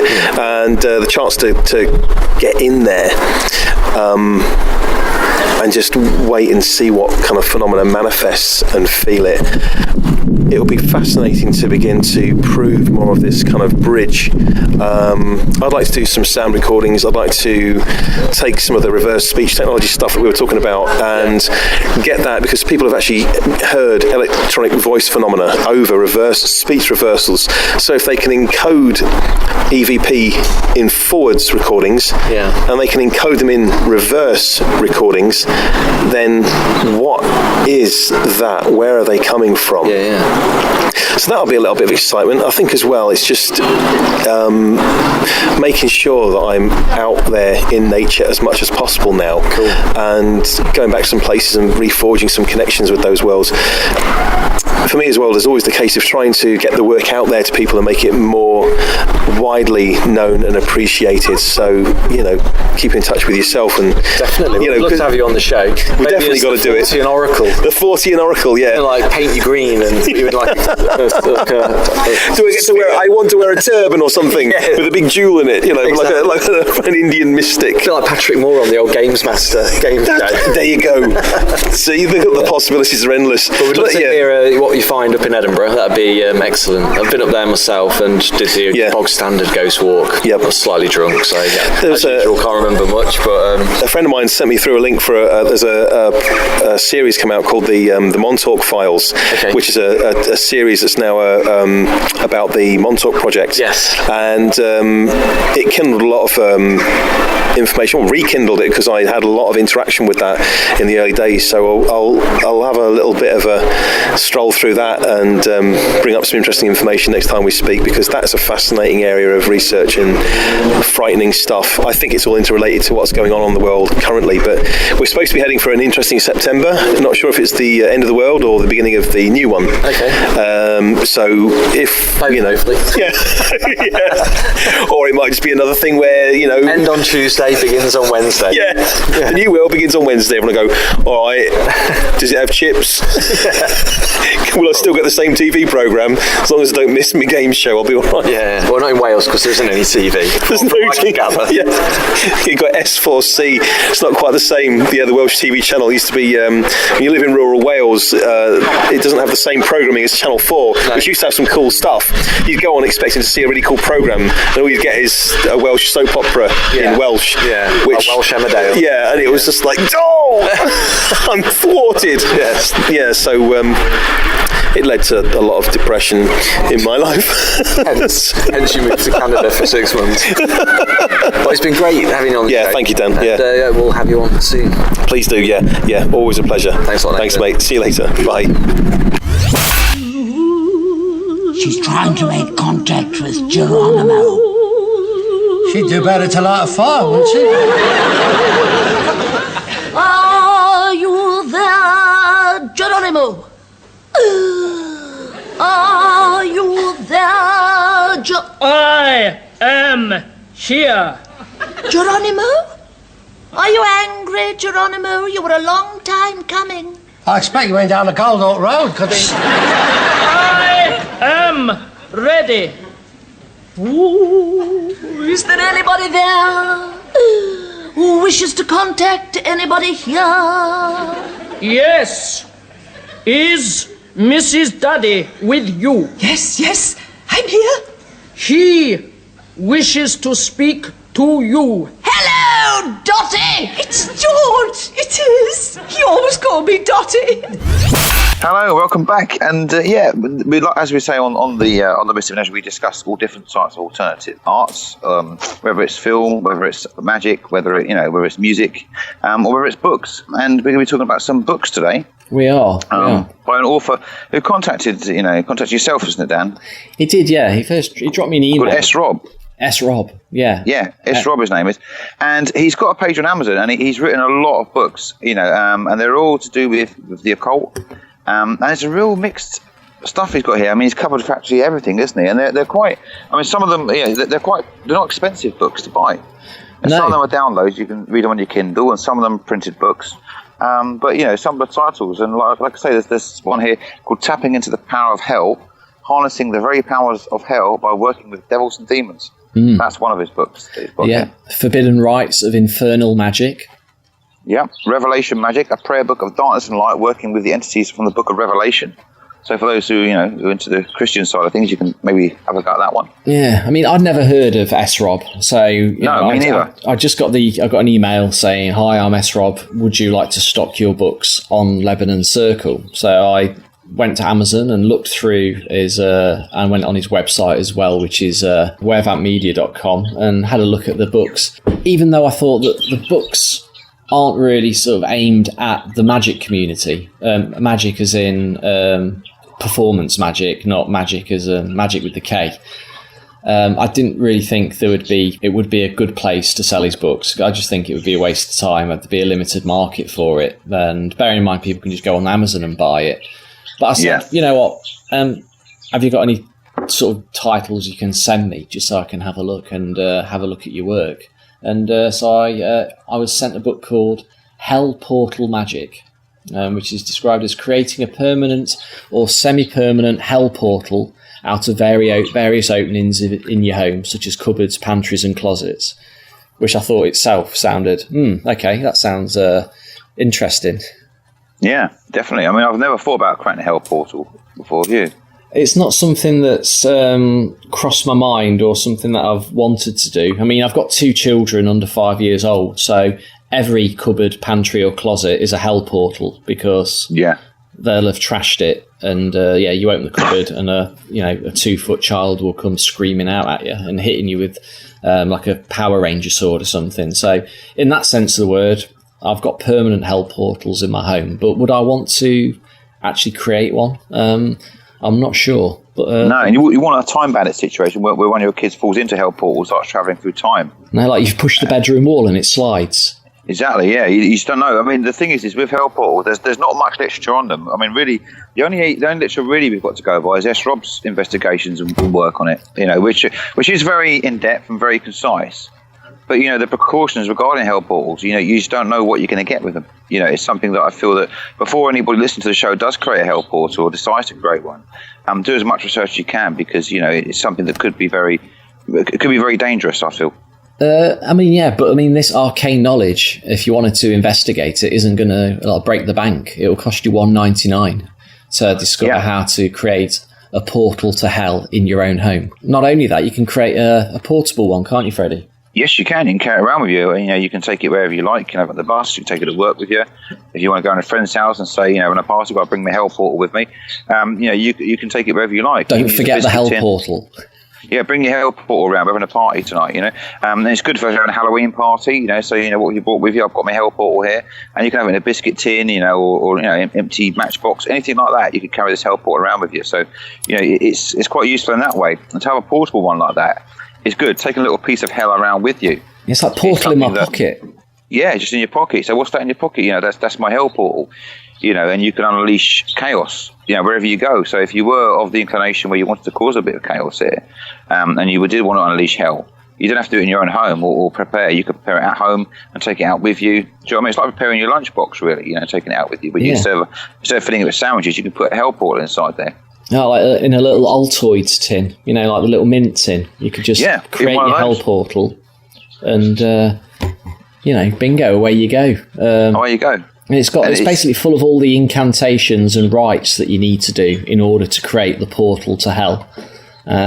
Obviously, how to pick the location for it and what to do. And so one of the chapters is calling forth beings through the portal from hell into your world. And then calling Lucifer, the king of hell, through the portal. So you can actually call, Lucifer himself through the biscuit tin or the cupboard under your stairs into your home.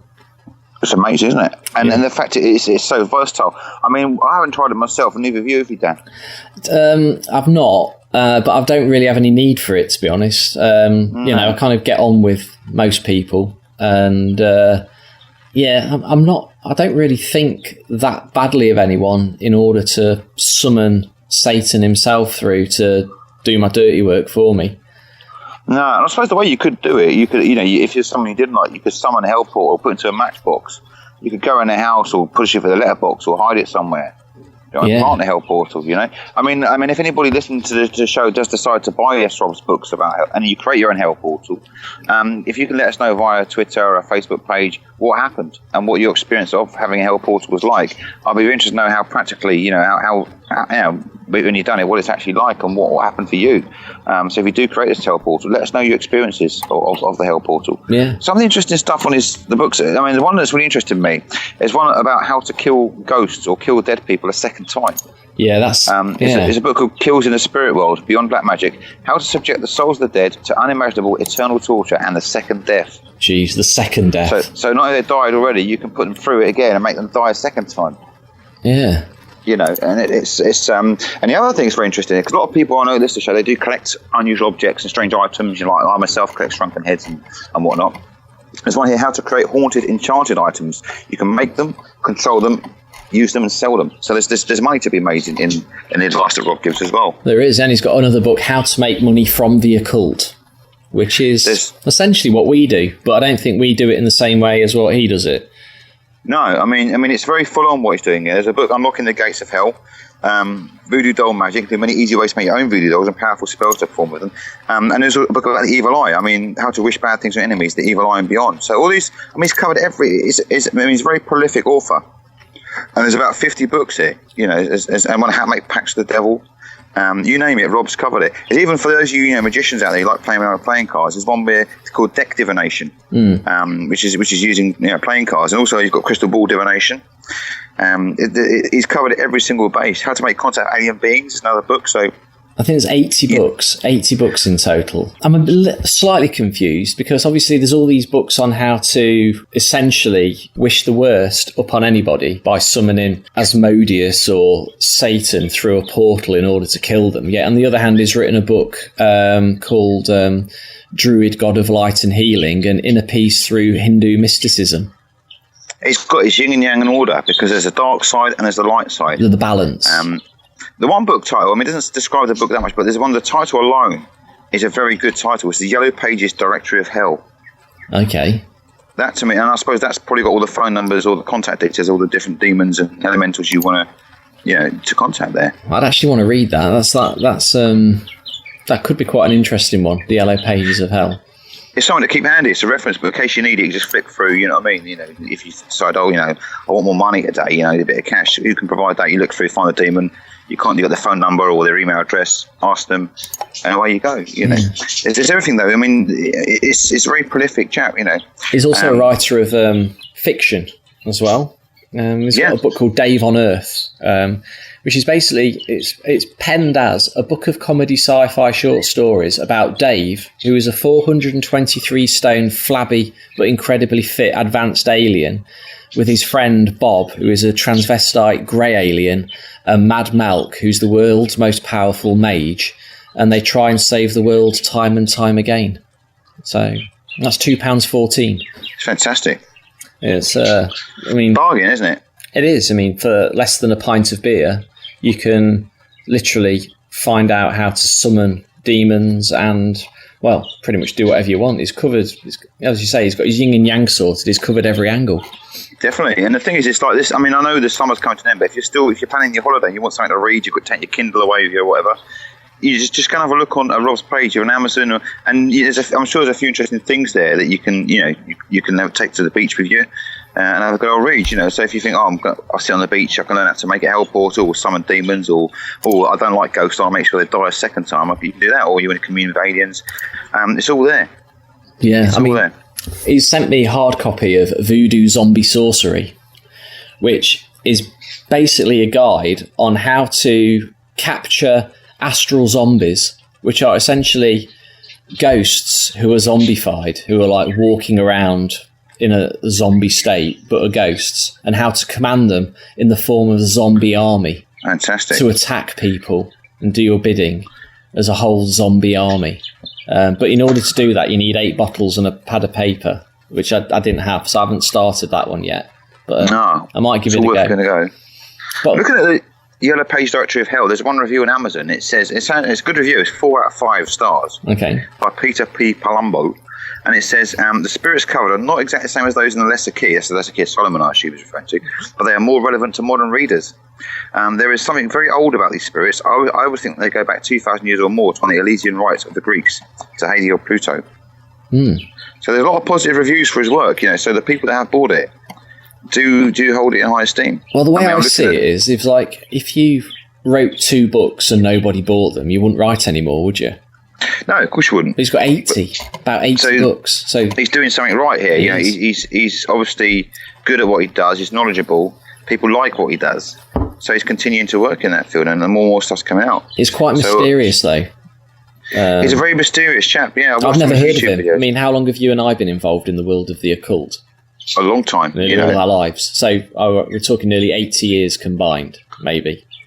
He's an underground legend, and also I think once you get into his work, it's one of those things you get addicted to it. I mean, 80 books, once you read a few, you're going to get hooked, aren't you? There's so much stuff here. Once you stumble a few demons, create a hell portal, you think, well, you won't really want to read anything else. You're just going to go to this because there's so much you can do here. One book I like is Drink Your Way to Good Fortune. So you get pissed and then you become rich. Pissed. Which usually it's the other way around. Usually when you drink a lot, you usually become poor. Yeah. I like the way he's turning negatives into positives. Yeah, Drink Your Way to Good Fortune, and there's a review here on Amazon. This is quite an interesting concept. Usually, that's brilliant. I mean, most people when they're drinking a lot, they end up with no money. But this guy has no reviews on this one, sadly. But Drink Your Way to Good Fortune. It's got a picture of wine glass on the front. That to me sounds like. I'm prepared to try that one. I'll give that one a go. I usually give that a go every Christmas, but end up we'll give that one a go. Skint by January. Well, Oliver Reed was quite rich and he drank a lot, so maybe he had Rob's book or Robert told him about it. Yeah. I mean, this one, if you're sort of doing maybe a lecture on, or your show, if you're a bizarre entertainer or a paranormal entertainer, you're doing a show on witchcraft and devils, he actually does a book which is called How to Make Pacts with the Devil and Other Demonic Beings, which is, a wealth of information.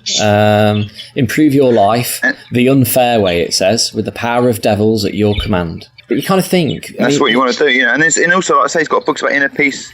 Yeah, these books, say it's difficult to review these, isn't it? Because we've not tried it practically, but... Well, it's also, you don't want to review somebody who has the ability to command an army of astral zombies and make pacts with the devil. So you've got to be a little bit kind of... Do you know, like when you meet a gangster, like an East End gangster type guy down the pub? Yeah. And he's like, well, yeah, you know what I mean? He tells you about all the dodgy jobs he's done in his life. You're a bit worried about how the conversation's going to go, don't it? So you keep it light and you keep it... You stay off the kind of, well, tell us about that time, your mate sort of ran away with all that money and shagged your wife. That's not the sort of question you're going to ask him. You're going to say, no, do you like watching Breaking Bad? Or something exactly, like that. yeah. Did you watch the cricket yesterday and all that? You're not going to ask him about nailing people's heads to the floor because they don't want to talk about that. No, so I think what we need to do really is we'd probably have to get S-Rob on the show so we can gauge what he's like as a person. And ask him where all of this wonderful material comes from, because he's been writing it for a long time. He's a member of the Ghost Club, so he's obviously he's a knowledgeable chap, and it should be very interesting to chat to. So what I'll do is I'll get back to him and see if he'd like to do a small slot on the show, and you and I can pick his brains for half an hour. Definitely, because he's obviously working in the shadows, but I think that his work, I mean, to me, there's 80 books there. He's covered so many subjects. To me, it's important. his work is important. I think people should be aware of it. Yeah, so anyone who wants to go and have a look, it's S Rob, as in S for Sierra, space Rob, not Srob, S Rob, okay? Have a look on Amazon, and you will find a whole Pandora's box of unearthly delights. Yeah, you'll be very surprised, and there's lots of material there. You know, even if you just want to read it and not try these things out, it's there. You know, and Rob's working very hard. You know, he's a tireless worker. He's produced a lot of stuff, so I feel that if he does deserve your interest there. I feel. That's it. And if you give anything a go and you get results, then drop us a line. We'll be interested to hear what happens. Mister, if you let me go, I won't press charges, I promise. See, my mom is a real important woman. I guess you already know that. Now he places the lotion in the basket. Please. I want to go home, please. He places the lotion in the basket. I want to see my mommy. Please, no. I want to see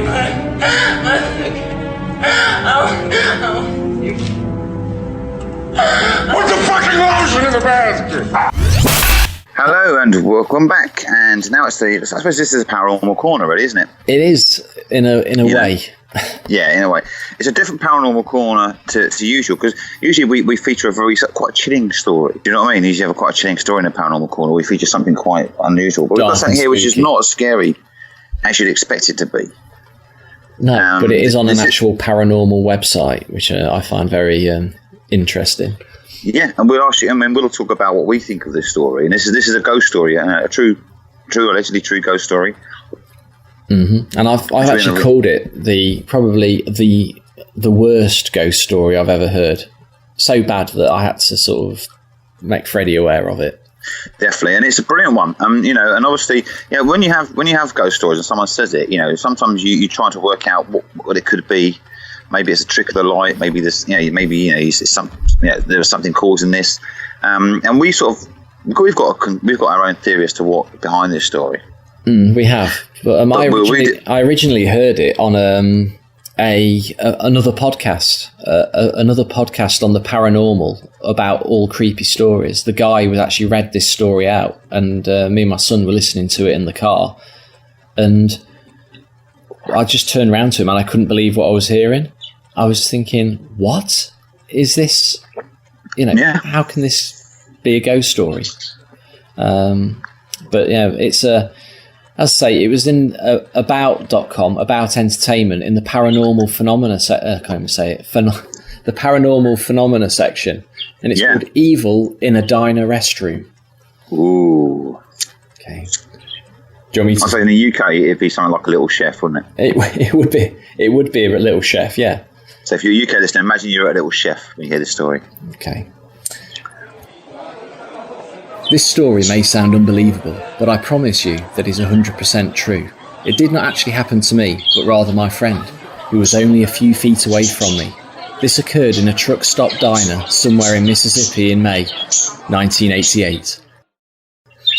Quite a while ago then. Yeah, but if you're in the UK, on the way to Milton Keynes, Little Chef. Little Chef, yeah. My friend and I were travelling through Mississippi on our way to Arkansas when we stopped at the diner for dinner. While we were waiting for our food to come, my friend decided to go to the men's room to wash his hands. That was all he had to do, wash his hands, because my friend was a very hygienic person. I'm getting a sort of a Charles Hawtrey vibe coming. Yeah, it's just someone like, Kenny Williams there, he kept washing his hands and cleaning things and cleaning film. Yeah. Someone who's a bit OCD about the cleanliness, I feel. I think the next paragraph might explain their relationship. Right. As my friend approached the men's room door, a horrible smell emanated from the restroom, despite the door being closed. My friend felt a surge of adrenaline course through his body. Surely the air inside the restroom was unbelievable. But he had to wash his hands before he ate, because he recently touched a fuel pump. There you go, that's why, you know what I mean? He didn't want to get petrol in his mouth or catching from that. I'm thinking the fuel pump is probably a euphemism for something else. I reckon so, yeah, and hanging about in toilets and stuff like this. Yeah, so, okay, it's not getting creepy yet, though, is it?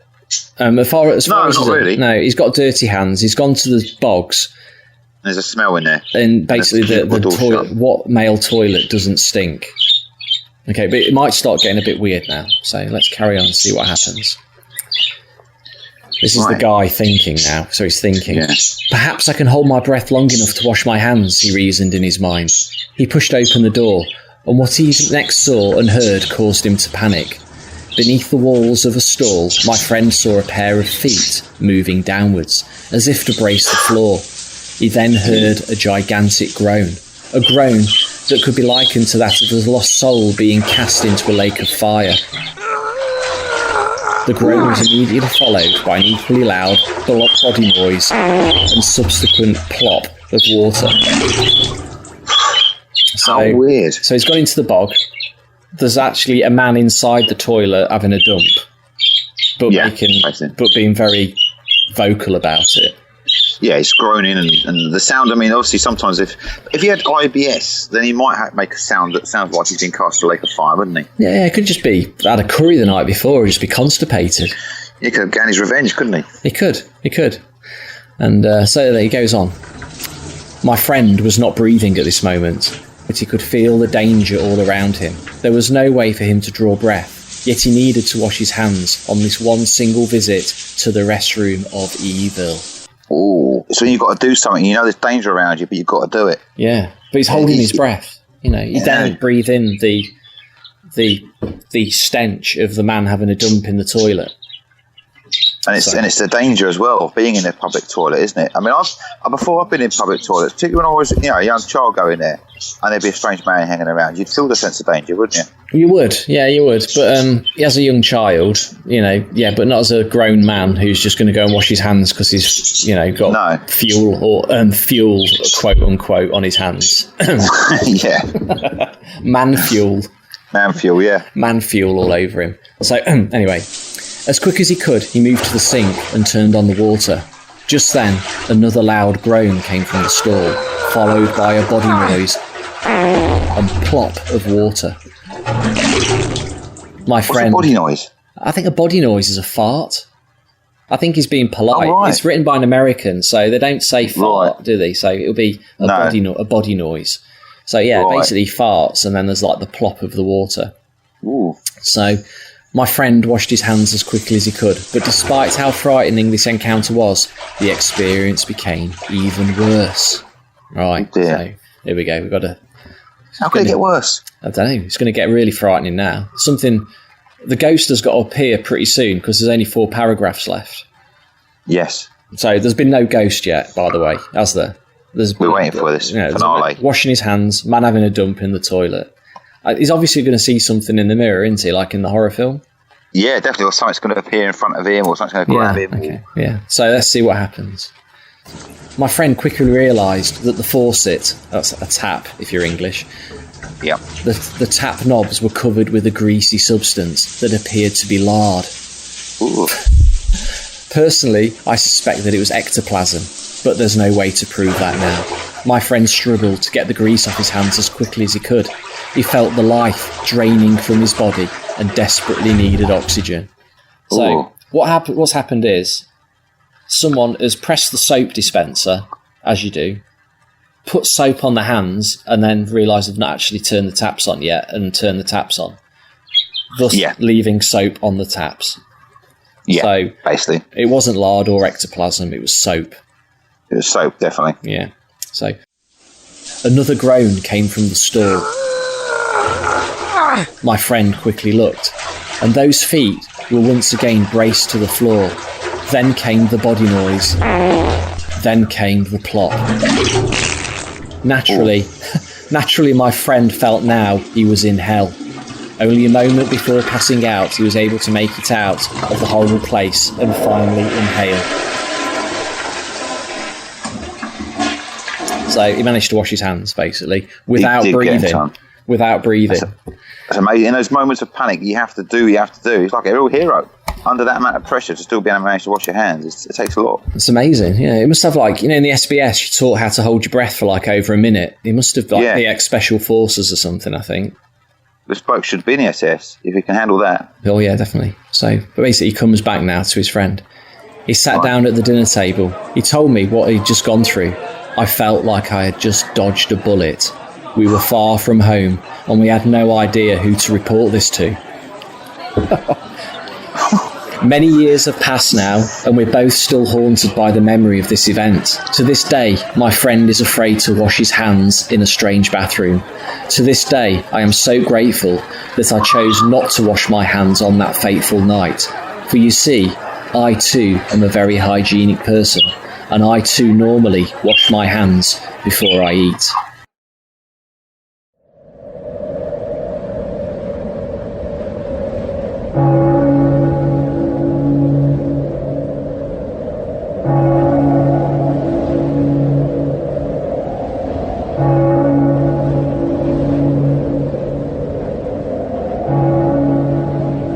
So there's a close escape there, and it could have been him. It could have been him, but that's the end. That is creepy, isn't it? Well, yeah, it is creepy. I mean, either side of that, though, on the podcast, there were two genuinely creepy ghost stories, with that in the middle, which doesn't have a single ghostly experience in it. No, I mean, apart from what he perceived to be ectoplasm, and his unearthly fart sound. A fart, yeah. It just makes me think, don't get me wrong, I've got gay friends, but they don't like dirty, horrible, smelly men's toilets either. If you go to a festival, they'll go and pay for the female ones or whatever. Yeah. So I'm thinking, two flamboyant men on a road trip, stop off for a little bit of something to eat, and then obviously he's got some sort of fuel on his hands, wants to wash it off, goes to the toilet, big fat dude in there is just eating a burger, having a dump, keeps farting. He's holding his breath because he can't stand breathing in the smell. Nearly passes out because he's held his breath for so long, and then comes out, and that is it. Yeah, just someone had a crap. Ladies and gentlemen, the world's worst ghost story I've ever heard. If you can find anything worse than that, which I don't think you can, then again, let us know via Twitter or Facebook page, contact us. But I don't think you'll find a ghost story as worse than that.